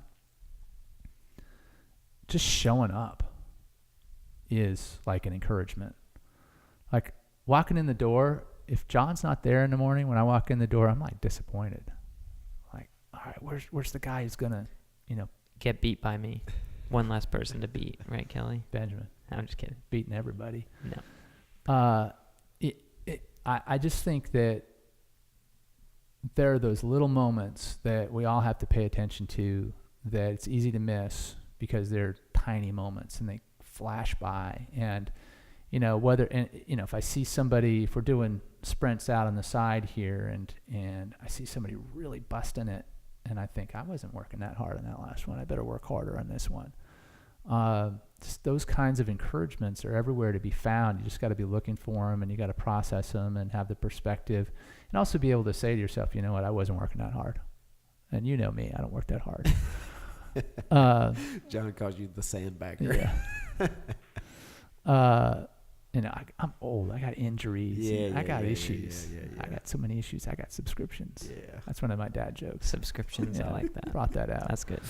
I hadn't heard that I'm going to use before. that. I hadn't heard that Kidneys, before. man, kidneys. That's a dad joke right there. I like that. That's my father-in-law. So I think it's just pay attention to the people that are around you, the people who have earned your respect just through their actions and the way they live their life, and draw from that, because that's how you get better.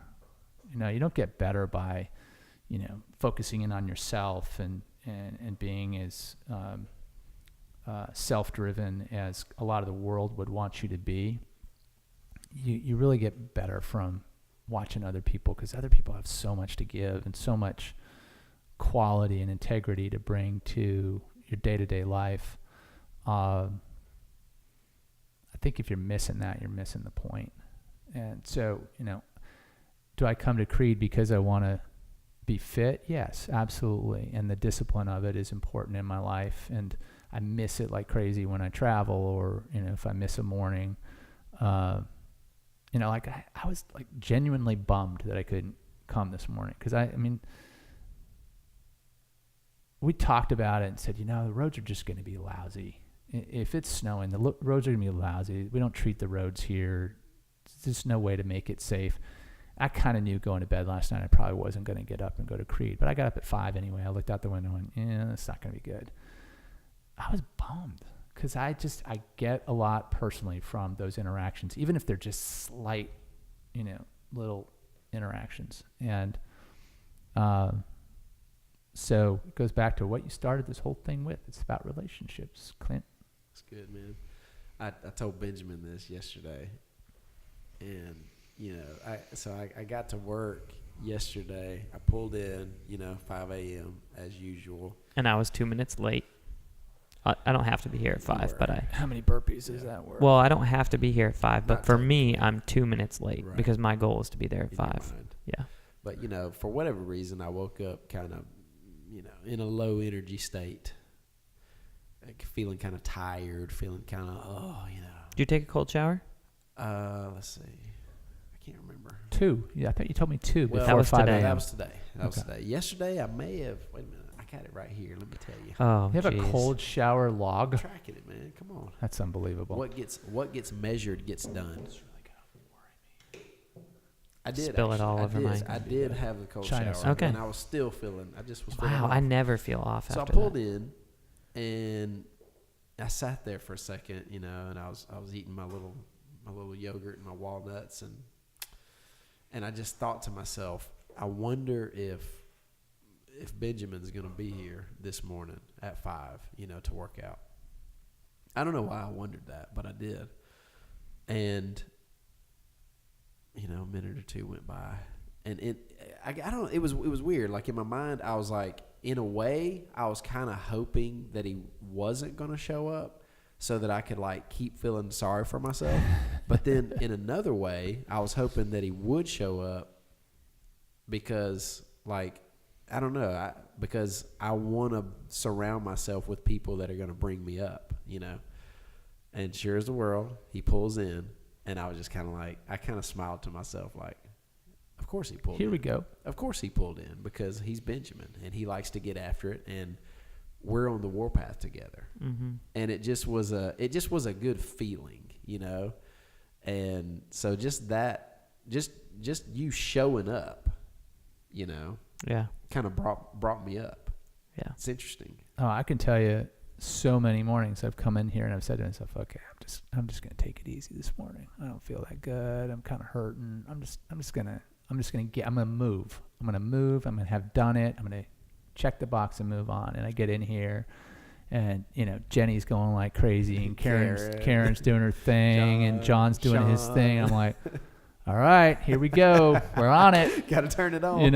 And it's measurable. Yeah. The level of effort Right. that gets changed Right. because of the impact of these people. Right.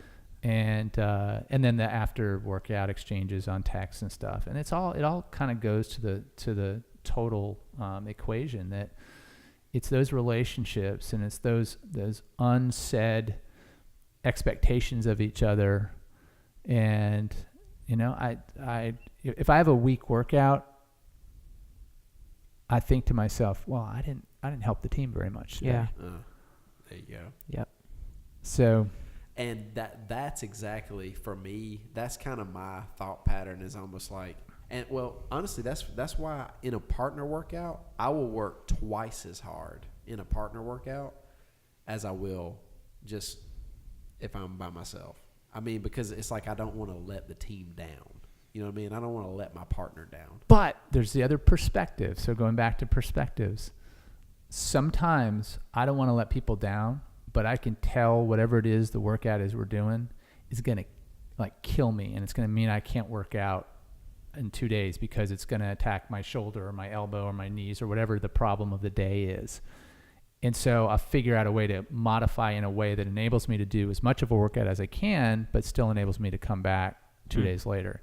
And so at my stage in life, I'm not rubber like you guys anymore. I'm made out of like plaster, I don't know, and stuff just breaks. Plaster, horsehair plaster. I was thinking paper mache. Yeah. No, I'm not that strong. I mean, I took my dog for a walk the other night, and I felt good, and I was kind of like, yeah, I feel pretty good. Let's do some sprints. So I just start like doing sprints down the street with my dog. I get home, the ball of my foot is like swollen up like a balloon. I'm like, what's in my shoe? I've got something in my shoe, and I realize it's my foot's all swollen. You didn't hit the dynamic warm up, man. I broke some blood vessel in my foot. Didn't hurt really as much as it just was like filling up with blood. I'm like, what the heck is that? The age thing, it's a real thing. It's man. a dumb thing. It's not the a whole made-up age thing. It But actually is a real this place and this type of working out and this kind of discipline, that keeps the age thing off a bit further than it should be. So it's good. I can't wait.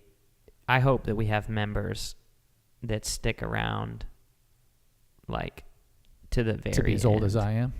No. Like next week? Like you plus 30, 40 years. Yeah. Like, are we going to We did have an 80-year-old guy in here a couple years ago. We did, yeah. And so he quit, but he quit because his wife got too ill to the point where he just really has kind of full time having to take care of her. So he didn't quit because he wanted to or whatever. He like was sad about it that he had to quit. Yeah. That's my go-to when someone's like, I don't know, man, if I can do that. I'm like, I have 75-year-old men and women in our classes. Right. And then He's like, maybe you can't 75? do it. Yeah. Or you look at Renee, who comes in here with a cane. Yeah. Literally. I know. She walks in She's with unbelievable. a cane. Inspiration. I'm just like Huge respect for her. My favorite Oh, person to Jesus. coach, for sure. Yeah, she's awesome. You told me I was. No. It goes so fast. My favorite female to coach, Kelly. I have a female name. There you go. It's a start. I love when he throws in the Kelly. Male. Like on a group text when people don't know, he's like, Kelly, I'm a male, by the way. The only woman in our And our creed team. there's another Kelly K here, isn't there? Because No. I saw There's a Kelly Kelly K G, up on the Kelly Gumbo. board. I'm like, that wasn't me. No, I we didn't have do Kelly, Kelli. I don't know. No, there's we a Kelly K on the board up there for something. We I'm have like, a Kelly Gamboa. And we have a Kellen. We have a Kelly too, Clint. Hang on a second. I don't think so. We Whatever. just became Facebook friends. it's Anyway, just- I got a girl's name. so last couple things here. How can people, how can people connect with you? How can people connect with UGA? What do you want to promote, Kelly? Here's your opportunity to promote something if you want to promote anything. How do people connect with me? I don't think it's important they connect with me necessarily. I'm happy to connect with anybody who's of creed and who subscribes to this. The millions of you who subscribe to this podcast. No laughing. Million minus 999,997. I guess I would just say that, from a work perspective, understanding that the university is a place that actually isn't just a university. It's not just a place where kids go to school and get an education, but it's actually changing lives. If I think about what are the things that I think can literally have a direct impact on people's lives and changing them in a positive direction, beyond somebody's faith in Christ, it's education, and it is the great equalizer. And we're in the process of creating or removing the barriers that keep people from getting an education. And if you think that you want to help people do that, you want to help people achieve an education, if you want to help with research that could cure cancer or get rid of the flu or, you name it, a place like UGA is a place that can do that. And if you want to find your way into that equation and helping students or faculty or research or the state of Georgia, it's available to you at the University of Georgia, and we can help plug you in. And I'm not talking about money. People give money where their passion is. If somebody gets involved with UGA and they're very passionate about it, maybe their money will follow. But more to how can you bring your expertise and your energy and your focus and your integrity to the work that we're doing. There are tons of ways to do that, and we can provide that. That's cool, and that's good to know. Like for me, I don't feel at a place where I'm able to give a lot financially to UGA, but that I'm very passionate about leadership, and so that's kind of cool to just know that, okay, well, if you're passionate about leadership, Clint, there might be an opportunity or two to give in some kind of way, to facilitate that at UGA. Speaking to students, mentoring students. There's all kinds of leadership programs at the university and different facets of what we do. So there are definitely avenues. You should talk to somebody about that. Yeah, maybe I should. I don't know who, but figure somebody out. Who's dropping the ball on that, me or you? I don't know. It's always me. Of course. Like a med ball. Is there someone that you think we should talk to? That's a good question. At the university? You mentioned a couple of guys about to me. What? One time I asked you, who do you think I ought to connect with? And you gave me a couple of guys. One guy was like a children's hospital, in one of the, I kind of asked you that question of who could I connect with? Especially that our listeners would, get value from. I mean, are you talking local? Are you talking connected to the university? Are you talking just in general? In general, just people that you look up to and respect, that you would say have a lot to give, that kind of, believe our core values of what we believe here at Creed. Probably my best friend in the world, a guy named Jim Deegan, who is a leader in the world of hospital fundraising, literally one of the best in the country, if not the best. And everything we've talked about here, he would validate, and he would add to. Put a cherry on top. Yeah. He's a phenomenal guy. And, when you talk about discipline and Christ-centered focus and fitness and leadership that focuses on people, I mean, he lives those out every day. He'd be a fantastic guy. He might not get you to. That might be a little weird, but would he have that northern connection? Yes, sir. He's from Long Island. He grew up in Long Island. Beautiful. So Garden City. Beautiful. Yeah. So Benj. Yeah. You want me to hit it? If we have any listeners that care to support the podcast, how can they do so? Before we get to that, because I really want to make sure people understand that our primary. Who's Mary? Yeah. Our primary way that we can, receive your support is really by liking, subscribing, and sharing. Spread the word. Spread the word. We do a lot of excerpts of, I got some notes here of some bombs that Kelly just dropped on us that are amazing, some nuggets, and we'll post those. Tag your friends, share them. I mean, there's some wisdom. I thought that the thing I would get out of this the most would be kind of learning how to do it and, growing and talking and being public. Nope. The thing I'm getting the most out of this is getting someone that who's living it, doing it on a big level too, far outside of my kind of grasp, and being able to sit across from them and just absorb and sponge the wisdom that they have. It's like I didn't have to ask Kelly to coffee because we had Kelly on the podcast. Didn't cost you nothing. Nothing. Free 99. Free cup of coffee. Yeah. And, another thing about that too is, and I've kind of thought about this a little bit, like let's say we bring your friend Kelly on. It's going to be a little different dynamic, right? Because I don't know him like I know you, and so you'd have to be more prepared for your interview. That's right. It'll be a little different. Like maybe I'll need to get the scoop on him from you, like ask you a bunch of questions about him so that I got some good questions. Oh, I can give you information. Oh, baby. Huh. All right, so that's the best way. Spread the word.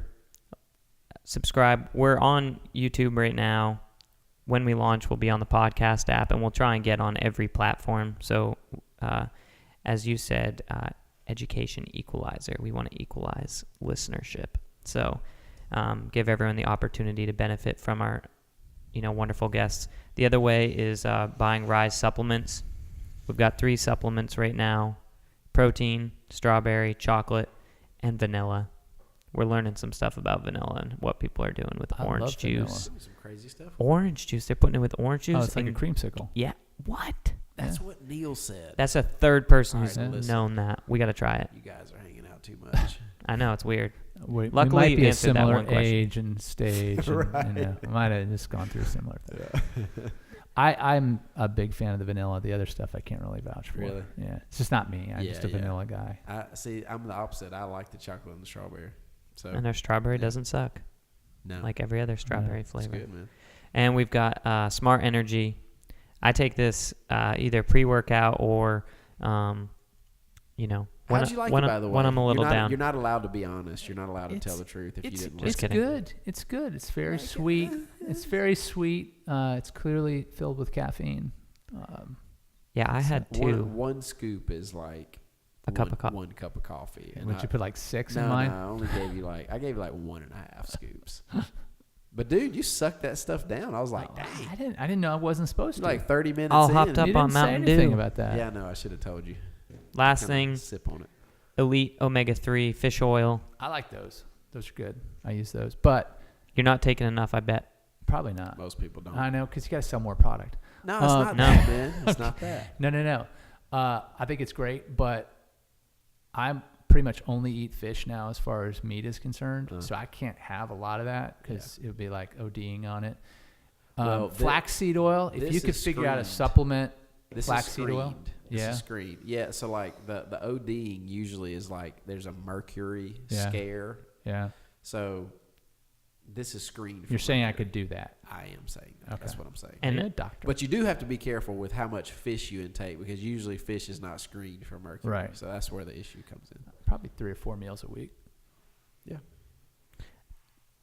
I thought I was taking 2 of these a day, and I thought that was enough. And apparently, I'm supposed to be taking 6 a day. Men, 6 a day. Women, 4 a day. Hey, But if you're eating fish as much as I am, I don't think I have to take 6 a day. we got to take that one to Corey, man. We're gonna have That's him a on. Corey question. Coming up soon. Take it to Corey, the expert. All right, so those are our products. We are having a challenge to Rise coming up in April. We had to push it back, Yes. and then join Creed. Hey, Come get in. if you live here, or if who knows? I'm If you're working on. listening- I got one I'm working on. If you're listening, Yeah, you're working on a new location for us? No. Oh, you're working on a person. Okay. Why do you need a new location? No, we don't need one. I'm just. Why would you say that? What I was going to say was, if it's maybe the year 2021, and somebody's listening to this episode, maybe we've got a few locations other than Watkinsville, gotcha. Georgia. You know what I'm saying? Maybe Remember what I Auburn, told Maine. you though? Remember what I told you? It's about your people. It's about your people. So you got to find the right people. Boom. You got to find the right people Yeah. to help you run the place. Because if you don't, That's the number one. You need to thing, find man. new people, man. That is Others- right. You got to get rid of this guy. That's it's probably that way in every business, right? But it's absolutely that. it is actually In the this core of your business. business. Yeah. Whether you would write that down on a piece of paper or not, I think the thing that makes your business boom is, the people that you have running this place. And if it was just some schmuck off the street, wouldn't be here. Yeah. And I think your presence, and again, here's your problem. You're only one person. Your presence makes a big difference for people too. Yeah. So, But don't you think not everyone gets to interact with the president of UGA? That person's very important. Not everybody True. gets to interact with True. you. That person's very important. But if you can influence the people below you and hire the right people that's why below you hire you, the right people. yeah, And then going back to the presence thing, I've got a friend who's a college president, and he told me one time, he said, 98% of my job is showing up. Mm-hmm. So it's just kind of what you just said. You know, Mhm. it's letting your presence be felt, showing up, being there. So yeah, it's huge. It's great to have Clinton on the floor. Huge. Nope, Oh, it's by very the good. way, I got to say this because this was interesting. Yesterday, we did Neil's podcast, and he hit me up later on in the day, and we talked a little bit about that leadership and fitness element, and he called me, he said, "You're not going to believe this. I just read an article talking about Donald Trump," and he said that, one of the things he's focused on this year is he says he needs to lose 10 to 15 pounds because he feels as the leader of the country, that's just important for him to do. I was just like, that's interesting. really interesting. That's interesting. He feels a little convicted, like he needs to get that belly down a little bit. Show me, don't tell me. There you go. Hey, Show me, don't tell me. Donald Trump. Let's see what he at does. Donald Trump. Let's see what he does. The real Donald Trump. The real Donald Is it? Trump. I don't know. No Call him comment. out. No comment. He's not a big fan. Anyway, we don't have to talk about that right now. So, thanks again, Kelly. For Yeah, joining thank us. you, Kelly. Appreciate It's you. awesome. We having had me on fun here. with you today, my man. And listeners, thank you for listening. Hope you got some value out of today. Keep living out the creed, baby. Keep it up. Believe the creed. Live it out. Walk the path. See you next time. Bye-bye.